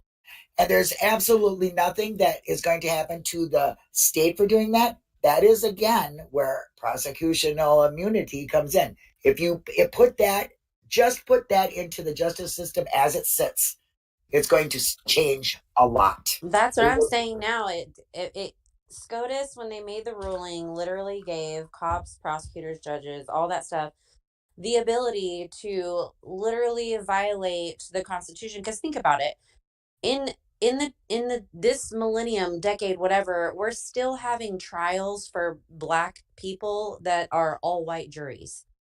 Yeah, and exactly. It makes it through the court system, and it's like that's like in the rule book right there that you can't do that. So how is that even getting past judges and stuff? But here's the thing. It doesn't matter because they can't get in trouble. I mean, a cop, a judge, a lawyer, they literally have to sell large amounts of drugs, rape a whole bunch of people or children, or literally murder someone to be convicted of anything. They have full access to violate the Constitution of the United States. And not only that, but it's not just easy to get a SCOTUS ruling overturned. According to the law, there's only 2 ways you can get a SCOTUS ruling overturned. I think if we got enough people, we'd have a shot at one way, but As far as the other, I'm not sure. I don't know too much about it. But it's very, very hard to do. I mean, to have a Supreme Court ruling overturned. Almost unheard of. Well, you said one there that really brought up. Actually, I was talking about this the other day. It was a case that happened in Pennsylvania called Cash for Kids. Have you heard of that? Yeah, before I've heard you of it. do I don't that, know anything about it. before you do that, Barbie Ellen said bones in Janda's burn barrel were goose and deer bones. And I believe it. And it's probably, and that's Me the whole too. And handling of the evidence. I think the state's mindset was, well, we're going to do it, can't get in trouble for it. And if someone does call us out or we're found out, well, it's better to just tell the family we gave them some random bones back than to out our secret, you know? So it's like, they don't give a crap that they gave random bones to that family. They just wanted to seal the deal, let it be done, get rid of the evidence, if it was evidence. And that was that. So the cops doing that, knowing that the Hallbach family trusts them and everything like that, they didn't care. Like in their responses back to Kathleen Zellner, it's like, oh, we don't know those were Teresa's bones or whatever the words were. They didn't care about how that family was going to feel. That's how I feel about it. They just cared where the placement was of them because it showed that it was not on the Avery property. So anything that went away from the Avery property was something they were going to totally ignore. Well, and that brings up another point that we all know is true is what the jury didn't get to hear. Now we just spent months going through this read of the Avery trial. You know, many of us were involved, and even those that weren't directly involved still listened to a lot of it and understanding what the jury did not get to hear and see. I think it's criminal. I mean, you think about, Loy was there first for Avery's first lawyer, and I dare say that a huge amount of what they already had by, let's just say by the end of November, there is no way that got turned over to Loy. I mean, November 9, that afternoon, a call comes in from the field to CASO, the commander. Hey, I found a couple of 5-gallon buckets of bones out here. I need 60 to 80 more people to come out here and help search this area for more bones. To me, that's eye-opening. Yeah. Well, going back to the jury should have heard everything. They should have heard the end of Brendan's confession. That would have changed everything. Well, that's another part. How could they come to a stipulation that they would cut that part off where Barb comes in? Because Brendan immediately retracts what he's saying. He recants it all. Exactly. Exactly. They should have. That's holding back whatever that word is about that. Exculpatory. That right there, that statement right there is everything. They just wanted to hear everything bad. That's like feeding him the words. I mean, they made it the way they wanted it to come out. They didn't give it the real fair justice. They didn't. Well, that interview that that Wiegert and Fassbender were able to get that free shot because of Lynn Kaczynski and O'Kelly. That this brings up even another avenue that they drove down, which I think should come with consequences of what they did. A lot of people don't know that they forced Brendan to write a statement to the Hallbachs in that interview. I mean, I don't know how many of y'all knew it, but they did. You all knew that, right? Everyone here? Yes, no? Say it again, what? That November 12th interview, that free shot that Fassbender and Weir got to go interview Brendan when he was in Sheboygan, that O'Kelly set up, they forced him to write an apology letter to the Hallbachs. Yeah, just as stupid as the one, I'm sorry, I'm not sorry. I did not know that. Absolutely. And that whole thing was a setup. Every bit of it to me. I'll see it in my mind. It's clear as day. It was a setup. that, So you is know, that why Mike Halbach wants to know? Because somebody asked about Mike Halbach's reaction to him taking the plea deal. Like, why didn't he take the plea deal? He would have been better off taking the plea deal. I think that was that iced coffee person. So maybe that's why Mike, maybe that's why they asked that question, because they got an apology letter from him, right? Did they send the letter he wrote to I don't know. the Halbachs? It's unclear. That part of it's unclear. They come into that interview because O'Kelly and Kaczynski had set that crap up. Kratz approved it, and he's another one needs a noose around his neck for doing it, because knowing he had a lawyer and knowing Brendan's mentality at the time, he was a child. There's no way that child could make a decision, and shouldn't have been allowed to. I'm not trying to take away his rights of anything, but the understanding of this child, Kratz just wanted a clean confession. He admitted to that. He said it. All he wanted was a clean confession, because he knew there were issues with the March 1st, all that March 1st deal. He knew there were issues with it. So he just wanted Fassbender and Uyghur to be able to go in there and get a clean confession and walk out la-di-da-di-da. But that didn't happen. Brendan did not cooperate at all, because he's not the one who wanted it. So to me, that whole thing is just criminal to me. It's a terrible abuse of their authority to be able to do that to this kid. And why did they do it? Because they could. And if you gave them, if you took away that immunity, they can't do that stuff. They're not going to be able to get away with it. So I really do believe the immunity would be across the board, would be the best thing ever for the justice system. Oh, getting rid of it. Oh, absolutely. Well, again, the police are this qualified immunity, not being able to be held accountable, and then on top of that, being able to deceive in the interrogation room. To me, you can't go for the truth if you're starting out with deception. You can't do it. It doesn't work. Ultimately, it's failing. Yeah, I'm sure you get it. You can get in there and scare the crap out of some people, and because they have the authority. You're in a little small room, and they keep you there for hours. Look at Melissa, what they did to her, and so many other people. So.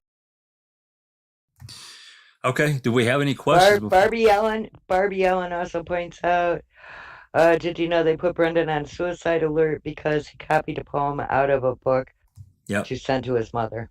Yep. I remember hearing that. Yep. Ridiculous. A lot of people probably don't know that, but there were so many things that were done. That brings up another thing about Brendan. They shoveled him up there to Sheboygan when they could easily have kept him in Manitowoc, where it would have been convenient for the family. I mean, still inconvenient, because there's limited time that they're allowed to visit, but still not having to drive all the way to Sheboygan. That was total garbage. It was total punishment and total garbage. Added hardship. Yeah. With every step, they made a blockade. Every step. I didn't know that about the suicide thing with Brendan for sending a poem. Why the hell are they putting him on suicide watch if he's just writing a poem to his ma? That's just fucking stupid. Yeah, they played games with him with his calling cards. They made it very difficult on purpose, because they could. They have the authority to do that. I think that they implemented pretty much anything that they could at every turn to keep control over the entire situation in every way. Sure they did. Oh, definitely, especially when they're turning around saying to the Wayne, are you going to tell your mum? You need to tell your mum before we tell your mum. Your mum will want to hear it coming for you. If you're saying that to any kid is going to want to turn around and say something to their mum first before somebody else does, so that they're not getting into trouble for it. And that's how they got him. That was how they said that he wasn't coerced, because he said that when he was on the phone to his mum.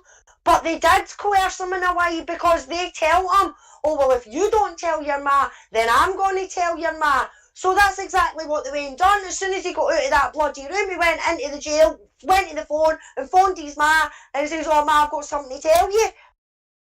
Yeah, well, that's what I'm saying. They set that up. That was the clearest thing to seal it right there. And they knew it. That is exactly. And that should not be allowed. No. Well, no. I think that Kaczynski was a part of that, and him and O'Kelly. Yeah, I mean, to me, it was a complete setup. But moving forward, Fox allowing any part of that to be of that phone call, any of those phone calls to be a part of that, while Kaczynski was the lawyer. I'm sorry, to me, that's fruits of the poisonous tree. I'm not a lawyer, but I understand what it means. It's a very clear meaning to me. And then he let it stand. Barb, speaking to what we were speaking about earlier about the phone calls, she said 1 month for phone calls was over $600. And I'd like to add to that. I'd like to add to that about changing some of the stuff in the system. Would it be better for when you're arrested, you're still innocent? So should those calls before you are convicted be recorded, and should you be made to pay for those calls? No, I don't think so. You're not a convicted. You're not. That's just the same like you said about the cost of getting tested. You're not guilty of anything. Why should you have to pay for it to be tested? You need to pay for me to get it tested. I'm innocent. You know what I mean? It's a lot of things when you're innocent. Point. And that should go to the phone calls, I think, as well. You aren't convicted of anything, so why should they be recording your calls? I know they recorded Stephen's calls and were sharing them with Jody to start stuff between Jody and Stephen. He was not convicted yet of anything. So why should his phone calls have been recorded to be used in that way? And why should he have to pay $600 a month? That's like, rent. They charged a ridiculous amount of money per phone call for Brendan and Stephen. Every other, defendant that was in the jail, every call made a fortune off of, anyone that was in there for any time.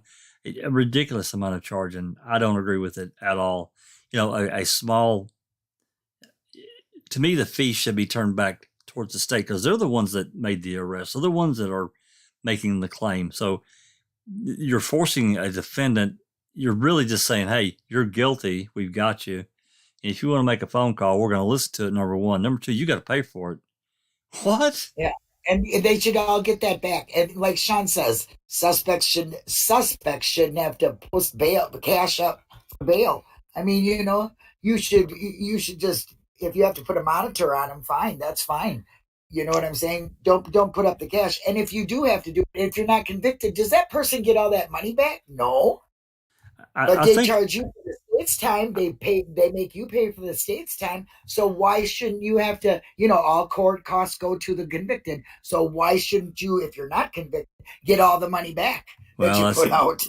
That's another thing. I feel like you should be able to sue the city or county or sheriff's department for that because that's a huge problem. It's a huge problem. The bail system is, oh my God, the bail system in this country. It's another scam.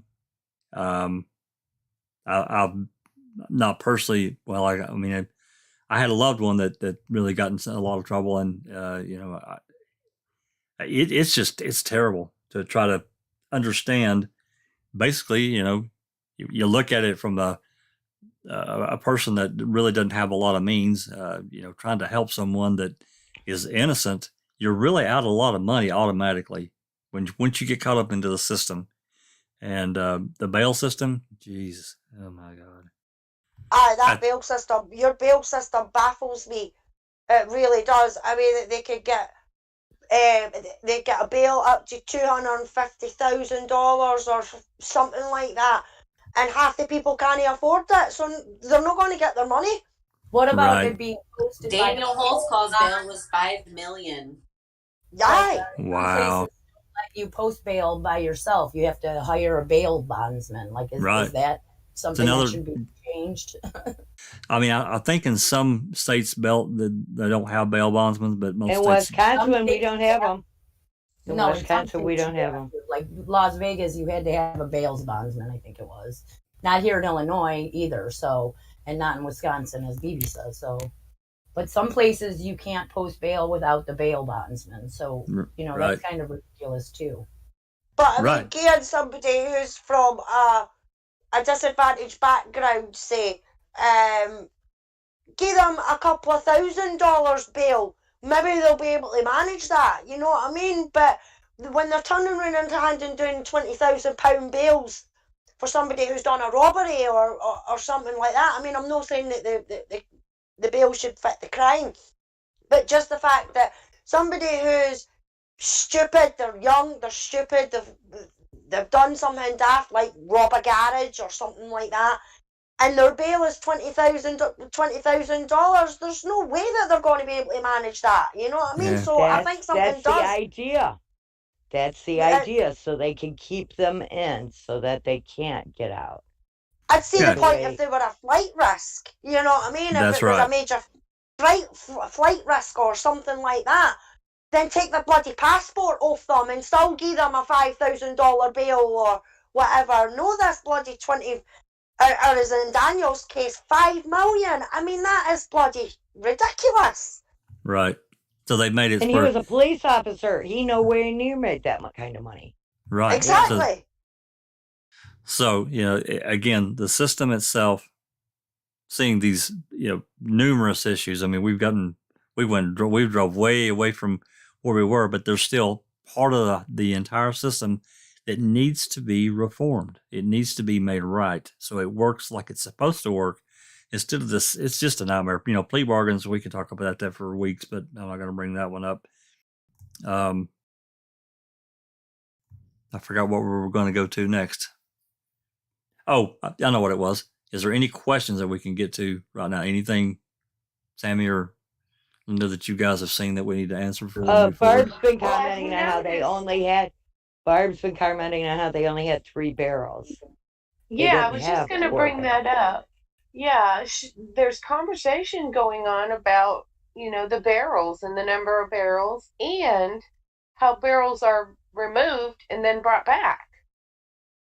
Yeah, we know Stevens was brought back, and then, Kratz, we're only basing this on the reports we got. Then Kratz found out, and he's like, oh, you got to bring that back. But, if a barrel comes in and it gets empty, then it goes back, and it comes back and it's got more shit in it. Something's wrong. But no, there's no 40s as well. There's 40s, and some of the 40s that you see in the barrels, they've got 2 different numbers on them. One of them's got, I think it's a 2, and then it's got a 4 on it. Right. And that's in some of the pictures, so you can actually see that they've took barrels away and brought it back. Oh no, it's not specifically recorded. It's just in a report.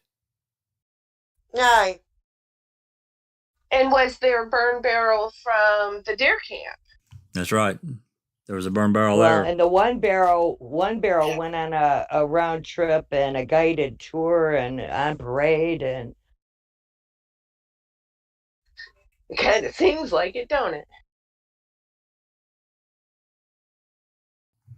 Well, the some of the cut bones that were found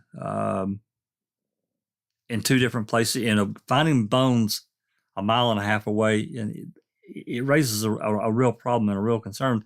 Again, the jury got to hear a real watered down version of that.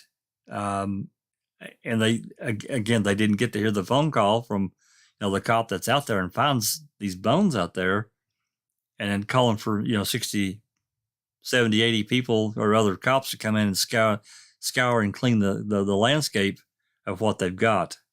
That's a real concern to me, because they were saying this whole time, after the fact, months later, that the crime scene was at that burn pit, basically, in the trailer, the garage, then the burn pit. And there's just, I'm sorry, I don't see it. The failure to take photos. That's another. No consequence.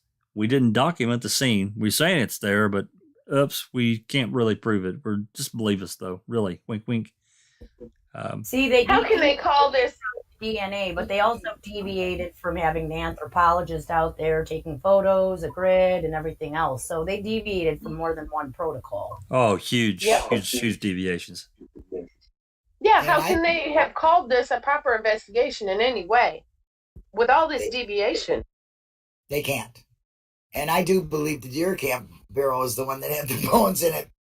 Because I believe that's where it all happened. Whatever. Certainly didn't happen at the I think so too. It didn't happen there. And they were just, that's why they got rid of the bones, because they're going to find out that pieces, which would mean that she wasn't there. What do you think? Stephen did all this in this great cleanup and went around distributing bones in different areas? I mean, come on. Think about this. Think about this. Had there been in situ pictures for every single thing throughout this entire thing, all the evidence would point in an entirely different direction, I believe. Sure it would. Absolutely it would. There's no way around it.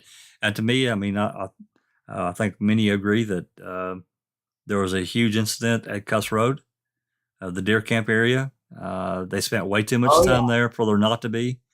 Not a stump. That were the barrel, like they brought the supposed 4 barrels. They're saying there was only 3. I always question that too, because I remember reading that. So they bring the 4th barrel, they put it back on this ambulance type looking van thing that they had. Right. They go back utility truck in the back of that vehicle. And then it comes back. Supposedly it comes back. We don't know, because the number that was originally given to it is never found. It never comes back. Like nothing. What happened to that? That's the one that I think went back onto the, thing, and supposedly it comes back and gets renumbered. That's why it's not 645 anymore. It's now 7,000 something. Yeah, Cuss Road was nothing but a stump. Remember that now. And if you know the term stump, which means headless and armless body, it makes you think. Yeah, that's interesting too. And I also think there was no blood in the RAV on the site. T1 said, you don't call an ambulance for a stump. And I agree with you, Susan. Right on. Steve's blood, anyway. Say that again, Susan. Say that again, Susan. I don't believe that his blood was in the RAV while it was at Avery Salvage Yard.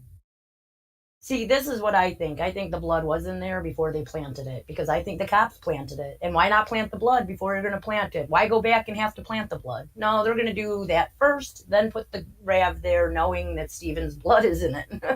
Let's make it clear. They're not going to make it known to anyone that they see blood, because, and that's why they reserved it and didn't want to open it and everything on the property, because they knew Stephen's blood was in there, that they put in there, and they wanted to preserve that evidence, in my opinion. I agree. Well, if you think about the RAV itself, and it's saying that all this stuff that Stephen was an active bleeder, why wasn't there blood on the steering wheel, on the console, and the floor, all over in areas that there actually should have been blood dripping? There was none. How did flakes get there? Flaking. How do you actively bleed flaking? Yeah, I have a question. I agree. Did they ever obtain Stephen's clothes that he was wearing on 10/31? Probably, and didn't test it, because they didn't test a mattress that she. I know they got the shoes. I don't know about the clothes. I know But that was the shoes of Brendan's, weren't they? I think they got both. So here's the thing. If the theory of him being an active bleeder is, he's an active bleeder, then where are the clothes he was wearing? Because if he was actively bleeding while he was in the RAV, blood would be all over those clothes. I agree. I totally agree. So I was just curious if those clothes were ever obtained. I don't think they were. Shot her at close range. We know there is a blood sweater that was never tested or collected. Blood in the what? I said we know there was a supposed bloody sweater that somebody found in a picture from the march. The march that was, that could have been a sweater he was wearing that day too. I mean, I think yours is going to have that delivered. Was on there. Then you would have to question, why isn't Teresa's? Yours. Wouldn't Teresa's blood also be on there if there's supposedly there's this gun shooting into her head, and there's the back splatter. How many? Okay, I'll pose a quick question for everyone. How many believe that Teresa died on October 31st? I do. Not me. I'm not so sure. There's Yeah. no proof. I think she was not dead on the 31st. She laid there dying from the time she got whacked in the head. Yes. Yeah. That's fair. That's a fair answer. I hadn't thought of it quite that way, but I don't think she died on the 31st personally. I think that, well, She could have been held captive. Could have for a died few later days. that day. well, that's kind of what I think, Susan, and done with whatever. I mean, of course, that's pure speculation on my part, but I don't know. I just have this feeling that. Should I go through my whole theory right now of what Speculating. Yes. That'd take another 2 hours. No, probably wouldn't. But I was gonna say how long are we talking? Right? What's that? Yeah. What's that, Susan? I said, is that Ryan? Jinx? yeah, Ryan is my number one suspect or person of Yeah. interest. Yes. I had to say that Ryan's. I lean more to Ryan than I do anyone else. I have to agree. You know, that I've brings got up. Ryan. Me too. I lean to Ryan working with law enforcement. Well, I don't believe that at all. I think law enforcement was really working with him, knowing that he was a suspect and not investigating him. But I don't think, and I think the work that he did for them, such as the organizing the search parties and stuff, should have been assigned to them, and it probably was. But I don't think if what he says is real, that he loved Teresa, they were on and off again, high school sweethearts, and then bestest of friends since then. That why would he actively want them to frame Stephen Avery? Wouldn't he want the love of his life to get the justice that she deserves? One would think. Well, Double D was wondering if Brenda Dassey's pants were tested for Teresa's blood. They were tested. I don't know about for Teresa's blood, but I know they got them. The ones that They were bleached, so there was not going to be any. There was nothing tested in. For I hope Brenda. you heard my heart there. Well, that brings up another point. I know they got Brendan's shoes, and far be it to me to say that they could have found something, but tennis shoes are notoriously bad for picking up liquids and in the cracks and crevices and whatnot. If there was actually, they put puddles of blood that, Fassbender, if you'd believe Fassbender and Wiegert that were in the garage, there would have been blood all over them shoes. I'm sorry, there would have been. And, short of, and in the cracks of the actual cement. Well, that too, that's another good point. So, and they didn't find anything. I'm guessing they at least looked, but they don't really talk about that, So Yours says, if Ryan, how does Steve Avery's blood get in the back of Teresa's car? I say with an eyedropper. The Grand Am was the source. The cops planted it. That's my theory. It was the source. There's no doubt about it. I think the cops planted it. Somehow they had his blood. I'm still not convinced that the blood isn't from the vial, so. Neither am I. Because the test is so far whacked. I just going through all that with in the trial and reading through all that stuff is just. Ugh. Yeah, check out that. He tested three, but testified to knowing the answers to all 6 being as negative. Yeah, that's pretty amazing. Okay, as there we've covered, basically our number one goal of what we would like to have reformed. I'm trying to phrase this right. We've covered a lot of things outside of those, basically prosecutorial immunity.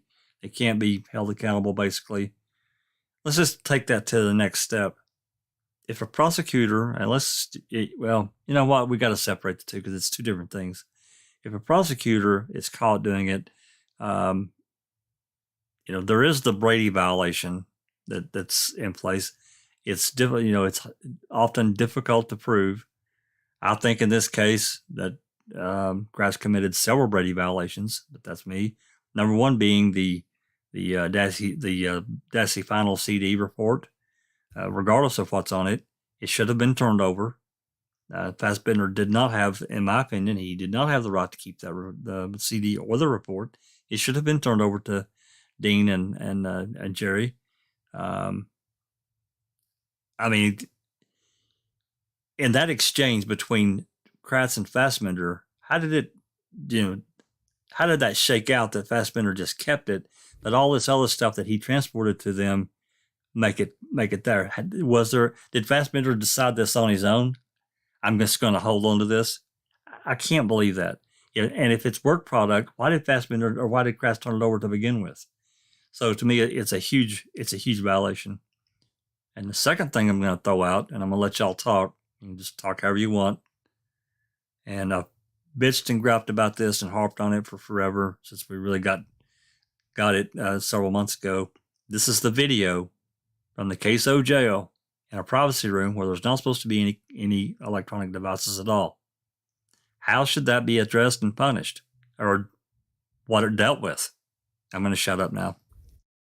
Well, I want to touch on that right away. I'm going to jump on it because we have talked about it on my channel, and it really does mean something.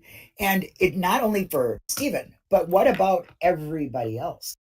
What about everybody else that is trying to have a private conversation with the lawyer? And why should they have the heads up on anything that goes on in there? You know, if that's what they're using it for. Okay, they have windows. You pointed that out yesterday. They have windows. They can see what's going on. So it has to be audio too. It has to be audio, and 100% agree. And we all know there's no way they're going to break the law for video and not have audio also. That's bullcrap. Okay, because you can look out the window and see, or look through the window or whatever and see what's going on. And they have two-way mirrors down and dirty about it. Okay, so do you think that they chose to like video record it without audio, and that there was another device in the room that recorded the audio separately onto like a separate device? It would have to be, otherwise it would be on the same thing that the. Do you know what I'm saying? I would think it would have to. First of all, there is a way to split the audio out of a. Okay, again, it's editing. Yeah, the file like that. Yeah, they can split that audio track out. I just don't know editing, but I'll tell you, it doesn't only cause a problem just for Steve. If they're in court, which we know, Jax, that they testified that there was no reason for them to have cameras there, that was off limits. They were not going to do it. They couldn't even hear out the doors. So if you're testifying in court that you did not have them there, and all of a sudden the video comes through, and it wasn't Jerry Buting's video because it was the back of his head and looking down on him, that had to be placed secretly where nobody would notice it, in a clock or something like that. So that is a planned up by the ceiling. A planned deception, a planned breakage of his civil rights to talk with his lawyer in privacy. So what do they do about it? I mean, they should be throwing the book at them for that. Whoever was involved, or did they? To the best of my knowledge, not a damn thing's happened since that came through. Did they just pick him to videotape? Was it just planted for Stephen and it out? I mean, that's what I was thinking, Linda. Exactly what you've just said there is the fact that maybe they've not done it with every suspect that they've ever had in that room, but because their case was so fucking thin on Stephen, they needed every bit of information that they could get, and to me that looked like a wee camera, you know, the ones that the like the telescopic ones that the police can use to look under doors or through the tiniest wee hole or something like that. I think they put a camera in there just to see if Stephen would slip up on anything, or to Jerry or anything like that, and then they could work a way round to actually getting it in by saying, oh, somebody heard it outside the door or something like that. Their purpose. You can't use that in. I think it was general practice, and I think they were probably doing it to everybody, just so they would know what's what. How are they going to use that in court? We recorded them without them. No, but it's just so they know. And then they know where to go dig if they drop a hint or a clue. They know where to go dig. Yep, I agree. I think they did it to everyone. I think there's not only a video, but an audio recording of that. And nobody's going to convince me otherwise. I agree. And that is exactly why I think it's such a big deal. And I believe Jax thinks it's such a big deal. It's a huge deal. It's a huge deal. Oh, it's huge. It's absolutely huge. No matter what way you look at it, that's one of the violation of your civil rights, right? Right. I think the 6th and probably the 14th Amendment. Especially when they're on the stand saying that there is definitely no cameras in that room, and there should be no cameras in that room because that's client privilege. You know what I mean? Right. Barbara Ellen wants to know, is there an audio out there with Kayla Avery? They told her they were taping her. I think there is. I don't know. I don't know if we have that or not. I'd have to look. I think some of us looked for it once before, but never found it. Yeah, to my best of my memory, I have heard it. It was really terrible audio. The quality was awful. I'd have to look for that, Barbara. I can't remember where it was at. It's been a while. Well, if you want it, Barb, just let us know. If we get it, we'll send it. I'll pass it on. Well, the whole ideal about the reason I brought up the video, of course, and then Kratz really scorched earth and just disappeared off the face of the earth, and not knowing really where he's at and what he's doing. A lot of suspicion and speculation, I guess, can be wrapped up in that, but we don't really have any hard proof, so it's kind of pointless to think about the worst and whatever. As much as I really dislike the man, I don't want to see anything terrible happen to him, and I'm not like that at all. I think he's done some pretty terrible things in these cases, but again, I think somebody else was holding his leash, and I think he was aware of that, but I think he also protected himself, and like Beebe's has indicated before, this was a little flash in the pan to say, you know what, you're not going to throw me under the bus, because if you do, you're coming with me. I still have all this. Well, and what else do we have? What else do I have? That doesn't help his case either, though, because he is no longer a DA, and he is really not allowed to be taking any evidence home with him. Yeah, well, I think he's got immunity, so he can do whatever the fuck he wants, right? Oops. That's right. Oops. Well, let's get him in on the stand. We'll break him down. AK will be sweating puddles. I think he left his post with a suitcase full of goodies, and has just kind of held on to him. I believe that. Do we know if he FOIA'd that video? Like the one that he puts on. Isn't there a master list where you could tell what has been FOIA'd or no? I thought there was. You can request that list, yes. I thought we knew that. Didn't someone else request that same video? I don't know. I'm not sure, Jinx. I'm not sure. But looking at what this jailer, he was over the jail, John Byrne. He testified in court under oath. Hey, we don't have anything in there like that. And then in reality, because they did have glass in those doors, there was 2 doors in those privacy rooms, one on each side, so they could get in, and they could clearly see what was going on inside the room. So it really is not. They can't really claim it's a security thing, because as I recall, Linda, you can correct me if I'm wrong, but every time that somebody was in those rooms, there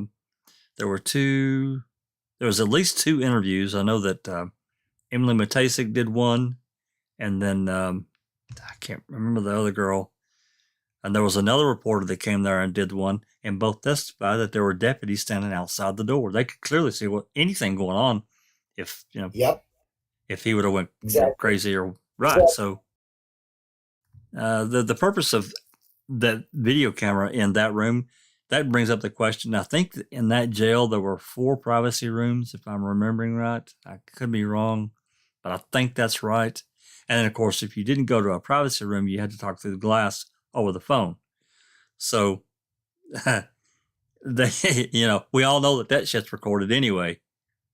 So I think that, I don't know, moving forward, I don't know. I would hope to God, that Kathleen Zellner can get this into a courtroom and present it and see what the judge is going to say, especially if it's Judge Suck My Back, because she was the one that signed off and signed the investigators to investigate Avery's claims that he was surveilled.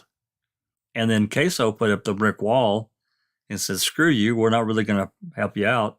Told their ex-employees not to talk.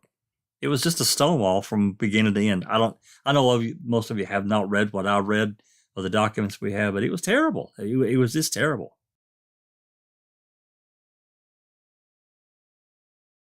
So anyway, any questions before we're fast approaching, or maybe just a little past 2 hours, I think.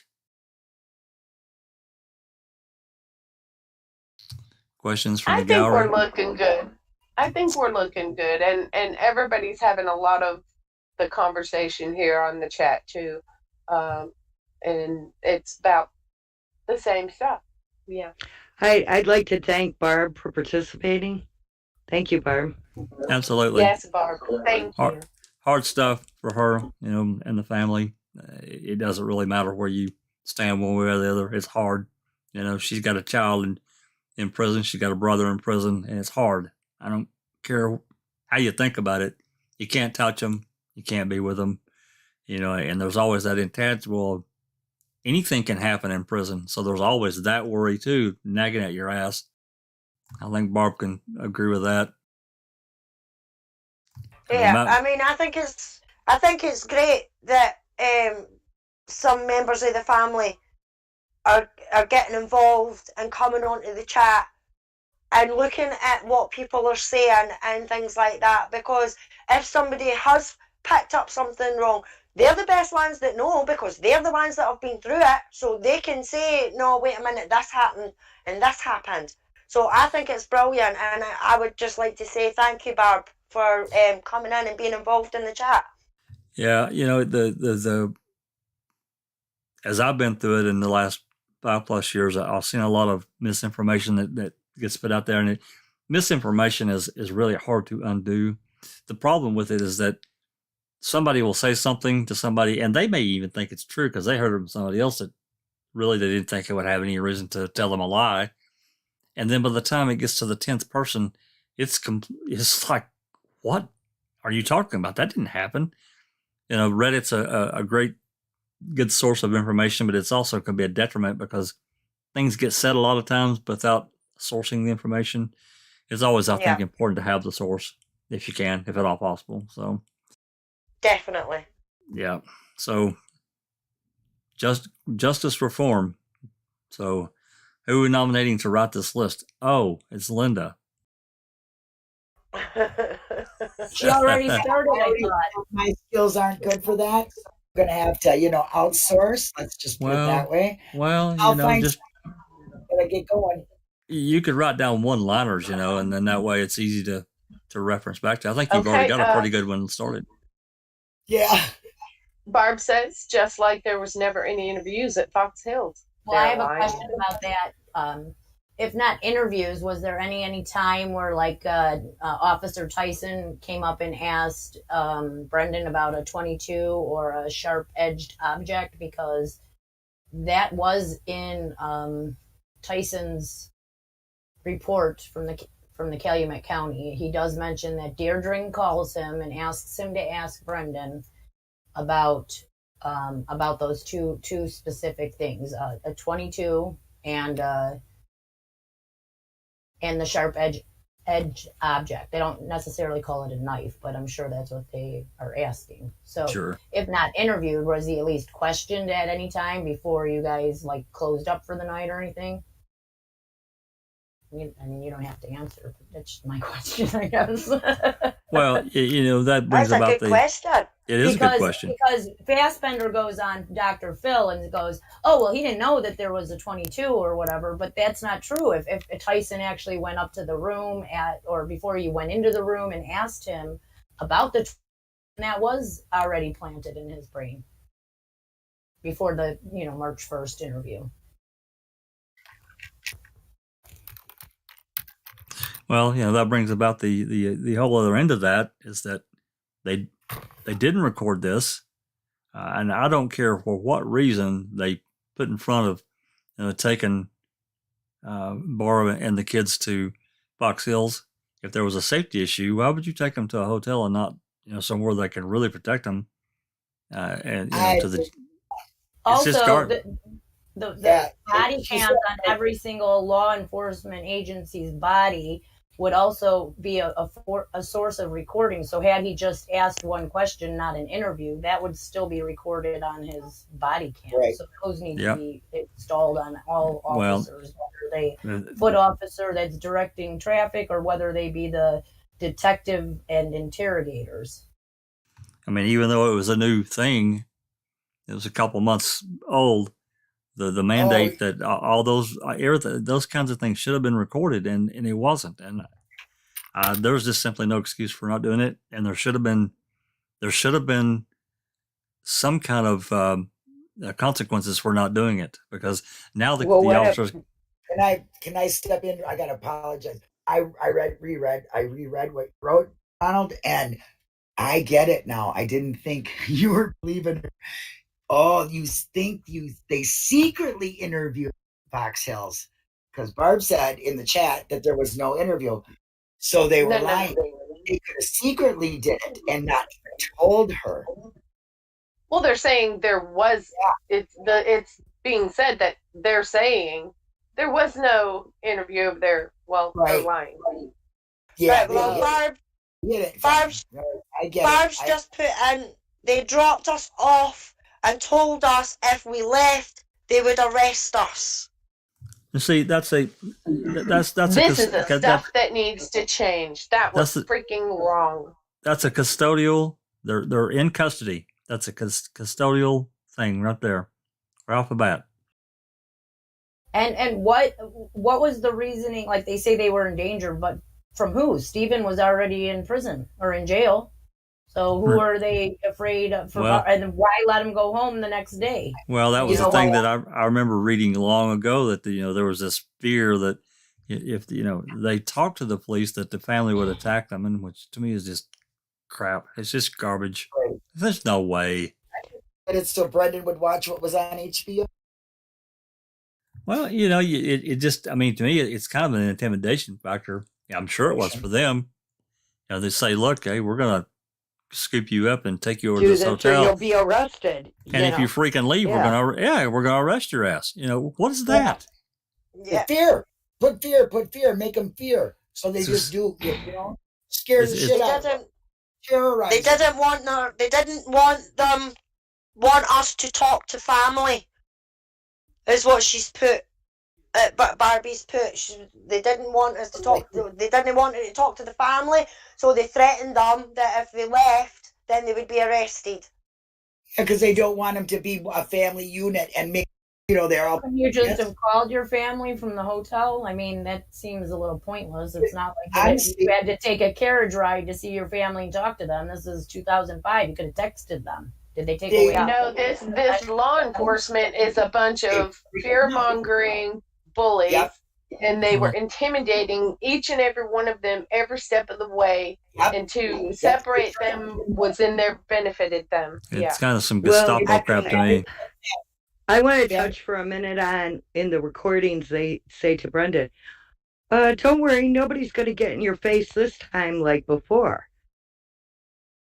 Well, I did read a report, and I don't remember where it was at, that Fassbender blew up at Blaine the morning after. I don't know if it's true or not, but I recall hearing that. I remember reading that. Wasn't it because they wanted to say that he saw something he didn't? And I don't know. But you know, the entire thing, it should have been recorded. Anything that was conferred between any of them, it should have been recorded. I don't care what it was. And what's the point of taking them to Fox Hills if they weren't going to talk to them? What's the point at all? I mean, it's just ridiculous. Well, there And I again, think- that goes. They should not be able, I mean, it goes to changing the justice system, They should have to record everything that they are, when you're talking to a civilian about any kind of anything, I think you should be recorded. You should have to mandatory do that. That would stop a lot of bullshit. A lot of the lies, a lot of the things we don't have the answers for, like this. Why would they bring him to Fox Hills? Well, for probably many reasons, but the main reason probably, like she said, keep them away from each other. They wanted family to be against a family, so they would incriminate each other. They intimidate. That's part of their intimidation shit. And you know why they did that too, I think, was they wanted to break up the family unit, knowing from the 1985 case that there was so much family that came out and testified to him having an alibi and all of that stuff. And the family all stuck together with that, and they wanted to break up that. They needed to do things differently this time with this case, in my opinion. Phoebe and I have had this conversation, and what they did was the number one golden rule: divide and conquer. Right on. Oh, I didn't know that. Barbie's just put up. Fucking hell, I didn't know that. We got paid Fox Hills with his own credit card. Oh yeah, I knew that. What the hell? Yep, I knew that. They also But does he didn't want have an women issued getting- credit card from the department that he gets to use for situations like that? I think he paid. I think he paid out of his personal, used his personal card, probably filed for get reimbursed. What was that? So then wasn't he a sweetheart? The reimbursement that he got for paying for that. What a sweet. They didn't want the family suggesting that Brendan get a lawyer. Right. Yeah.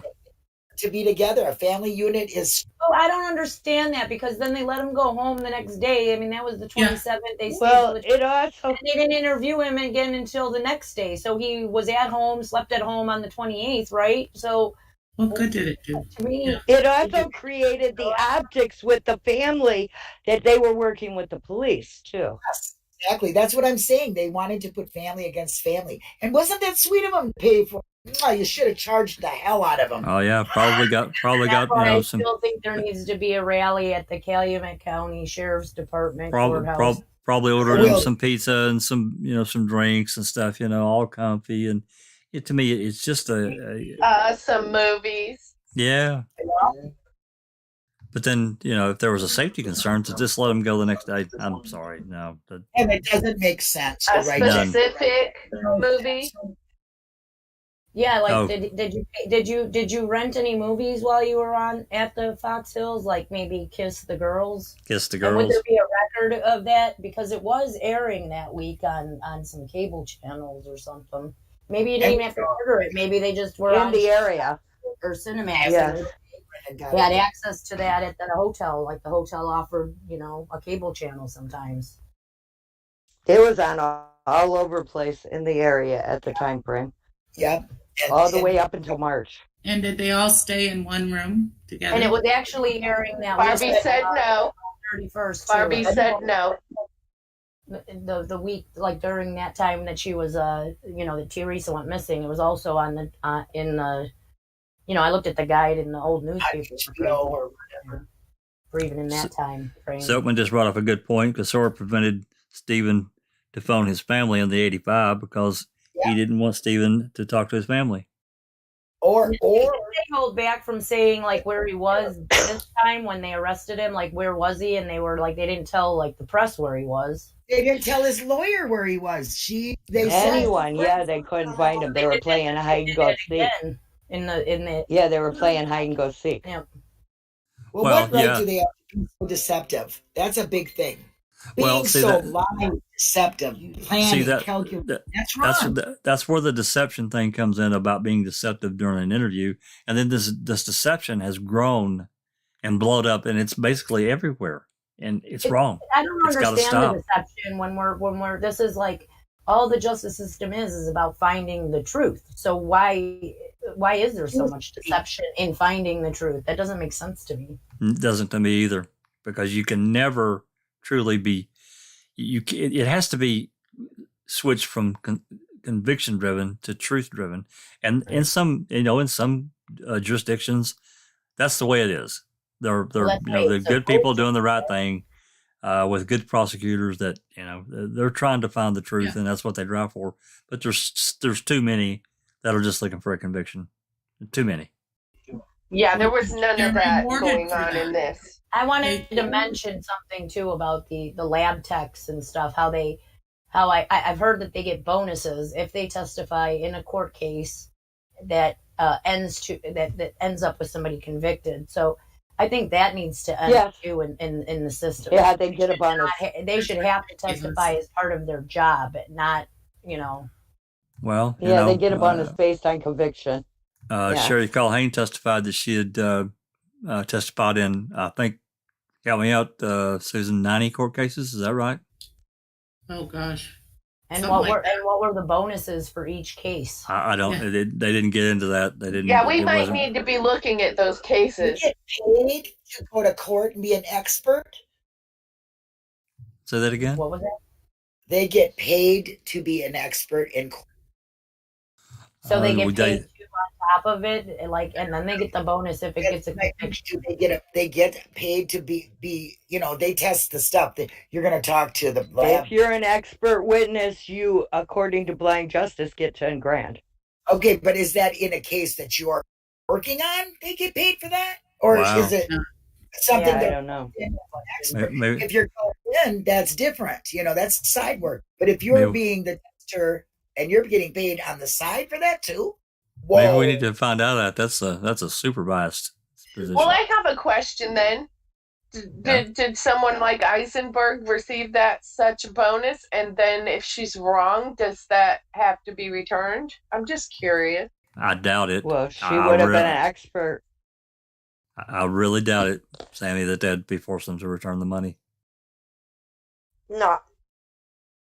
I don't think they'd be forced to turn the money. Because you can be wrong, and they'll just blame the jury for, I was kind of joking. I'm sorry. I'm not good with humor.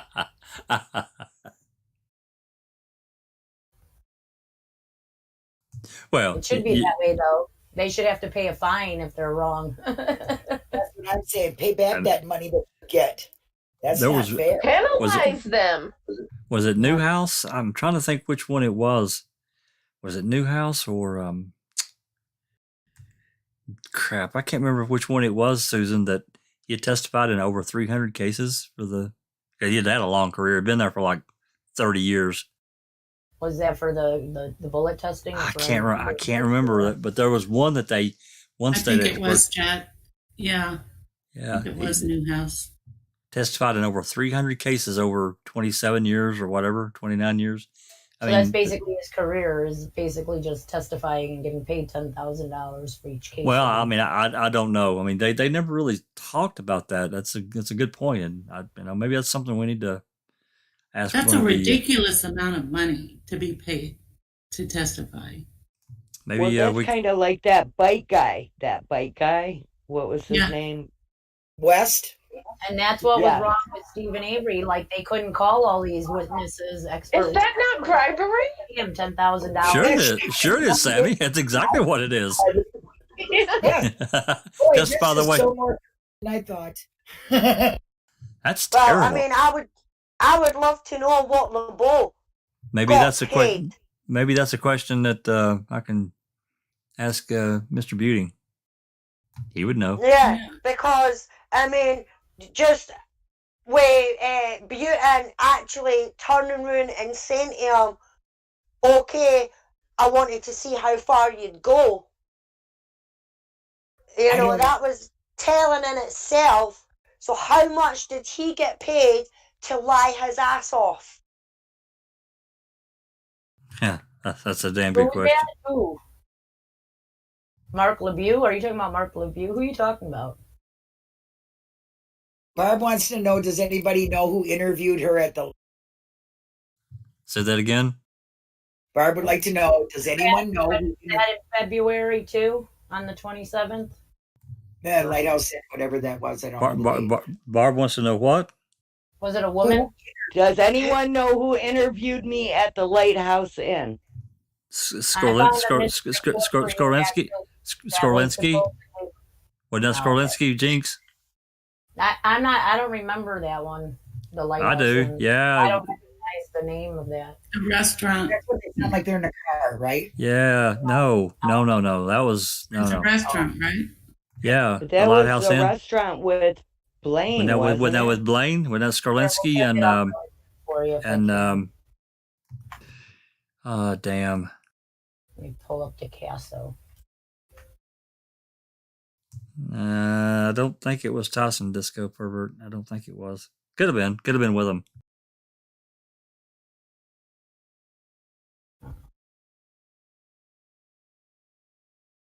This might take me minutes. I see Kelly.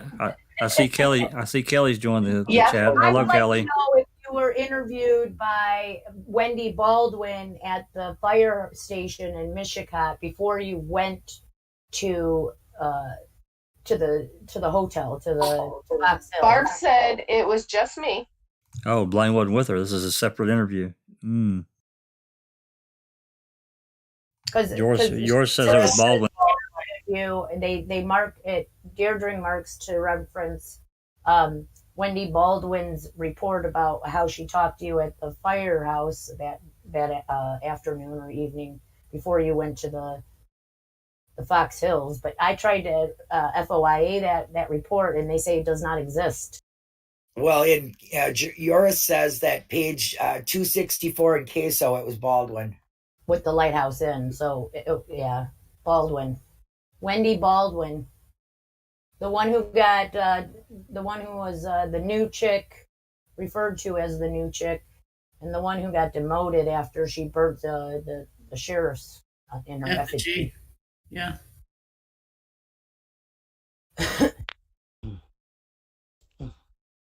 Look at that. Yours is on top of it. I don't even have to look now. Thank you so very much. Yeah, he's what's he? Did he borrow one? I tried to get him in the call. But he's there just typing away. Come on. Hello. Wow, we've been on for a long time. Good conversation, boy. I'm Yep. glad it. Yeah, we. And I said briefly, didn't I, Jax? You did say briefly. Yeah, I remember that. This is important conversation here. You know, I believe so too. Also, really people. So you know. You know, if we sit here and we talk so much about all the things we hate, but we really don't talk about solutions. So I just thought, hey, let's start talking about some solutions to this.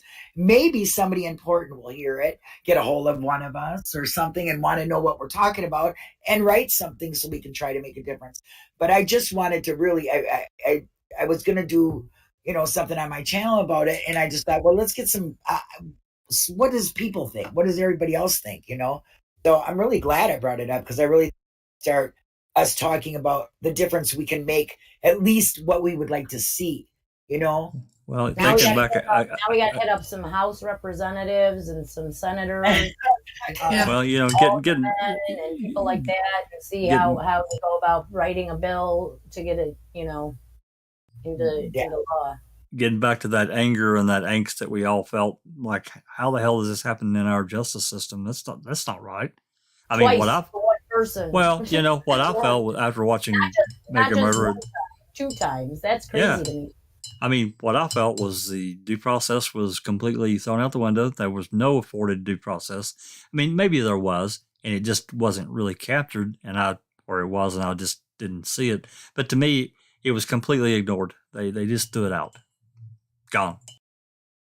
And they did that to frame him. Like, how did Norm say that? He said something in the press conference, like, sometimes you have to deviate from protocol. Common sense going. You mean you have to deviate to make sense of the things that you are framing on him? Yeah, that's exactly right. So, well, yeah. Silkman is asking Barb just a question. He said, "Do you know when Brandon watched Kiss the Girls?" By chance? Or if he did, Or if He he may did. not have watched that in her presence. He might have just read it in the book. Well, like he said. if he did, right. Well, some of the stuff that he says is from the movie and not the book. So it's a Yeah, possibility. the movie had the hair. Well, that was Because another thing, you know, they did to Brendan. She They- said she doesn't know. I do not know. She'll I try will- to find out. The manipulation that they Sorry. did of this making memory play back in your head like a video, and memory doesn't work that way. I'm sorry, it just doesn't. But they, well, I mean, maybe short little tidbits, but memory doesn't really work like a video that you watch on TV. Mine doesn't. I mean, short snippets, sure.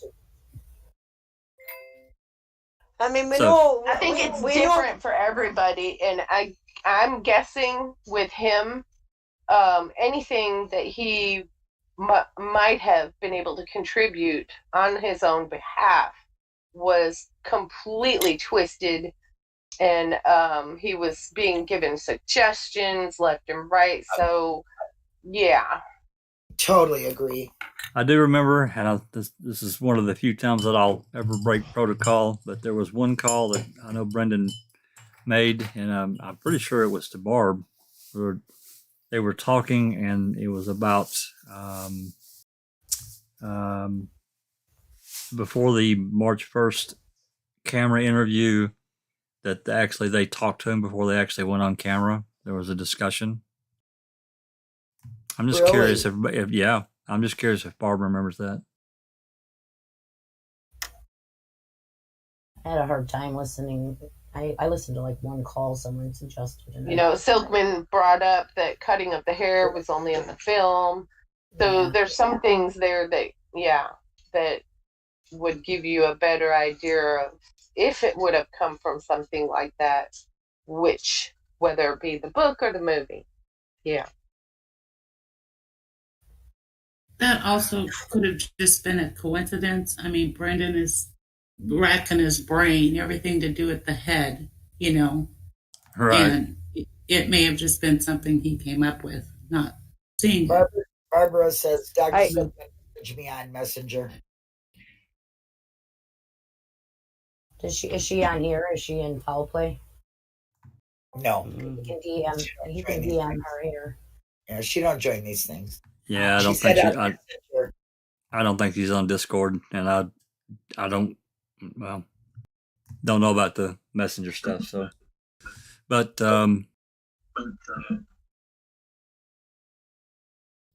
we're at 2 hours and 31 minutes. So why don't we give us some final thoughts and let this one be as is. It's been a good conversation. A lot of good stuff.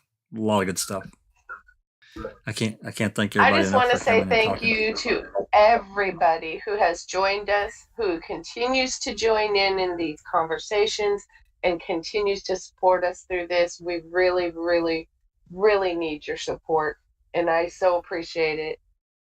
We could not get anywhere with this at all without all of you. And I'm going to second that. And thank everybody for participating in my questioning, and stay tuned for some more, because I really want to kind of write it down and get it, I think it's very important for us to start thinking about how we would want to change it. I really, really do. And I so appreciate every single foul play, and it's Brendan in Brendan Talks, and my personal channel. Thank you so much. Alice, any last words?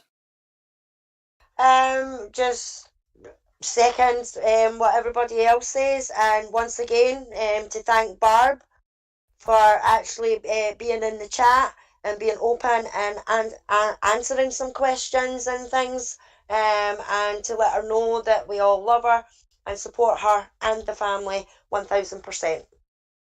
Thanks, Alice. BB? Yeah, I'd just like to thank Barb and everybody for participating. It's been a great conversation, and I've highly enjoyed it. Excellent. Dockside?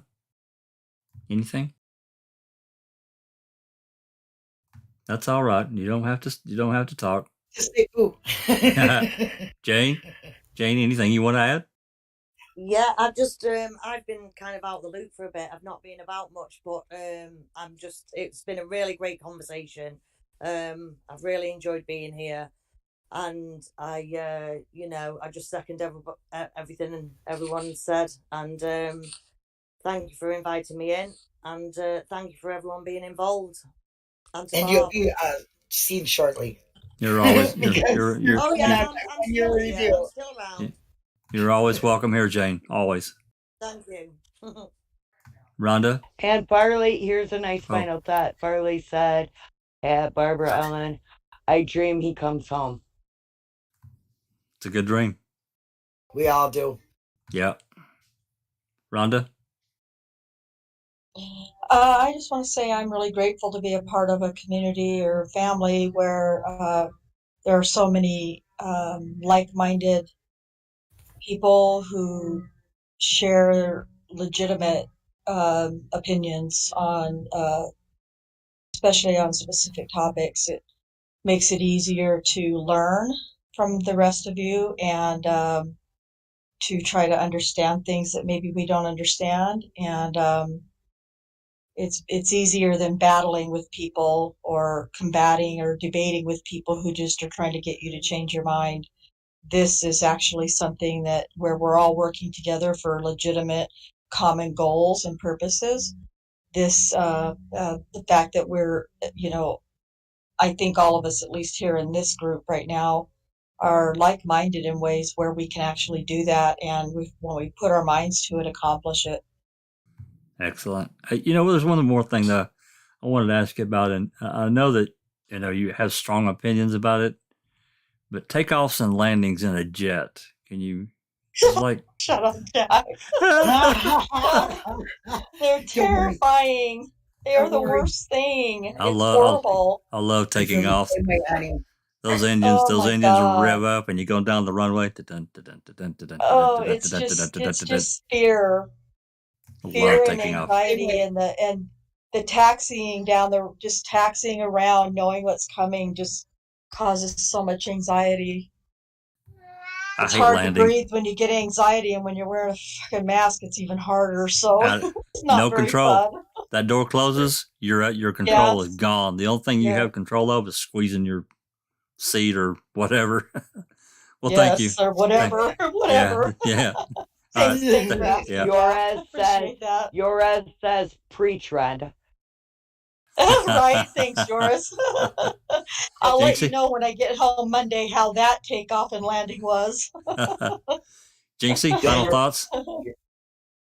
Just thank you for hosting this discussion, Foul Play, and for allowing me to join in. It's been a great discussion, and I'm Clipper, and I'm out. Always welcome. Nosy? I like Clipper. Final thoughts? No, this was cool. I look forward to more of them.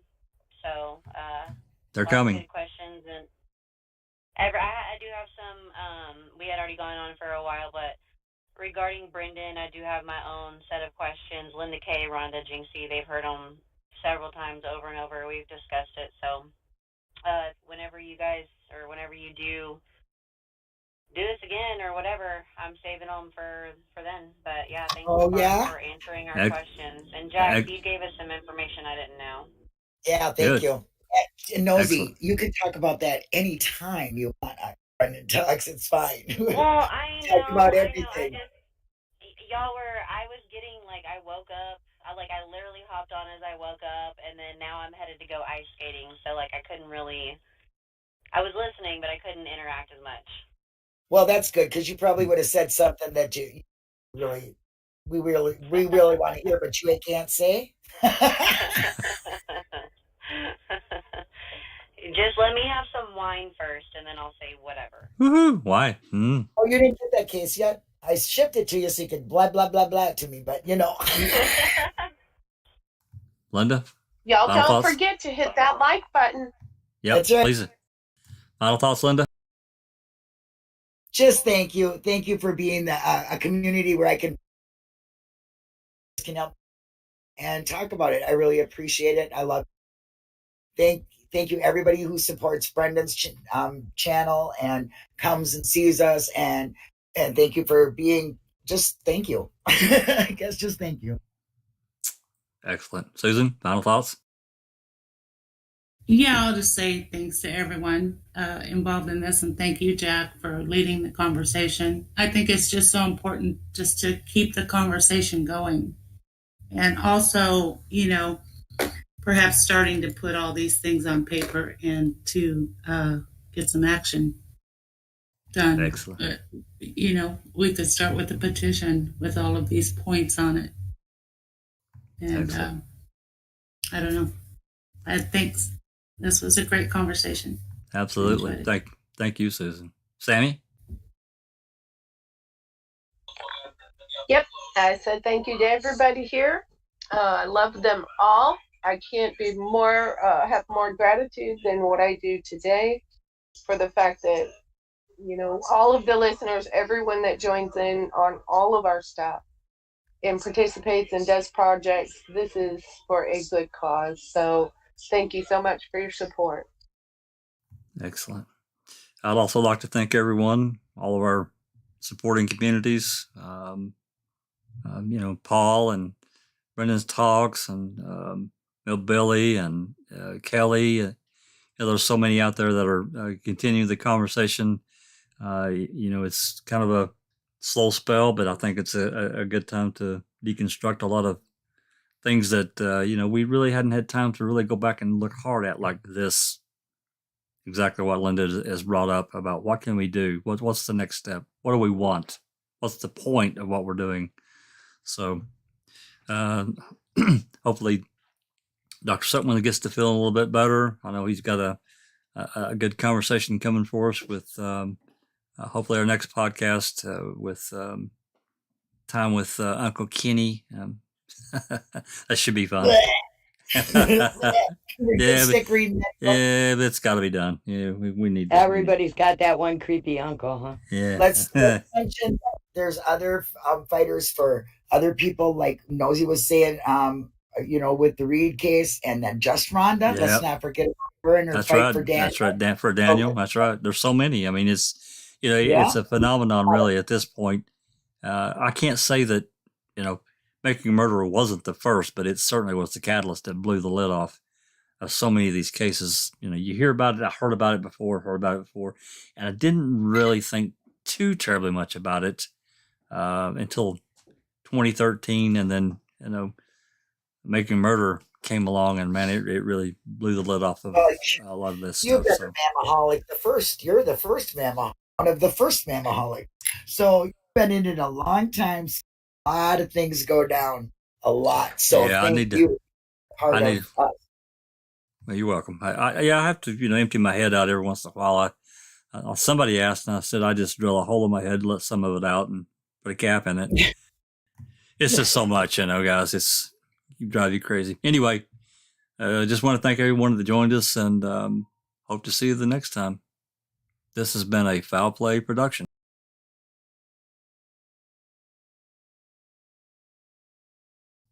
And we're out.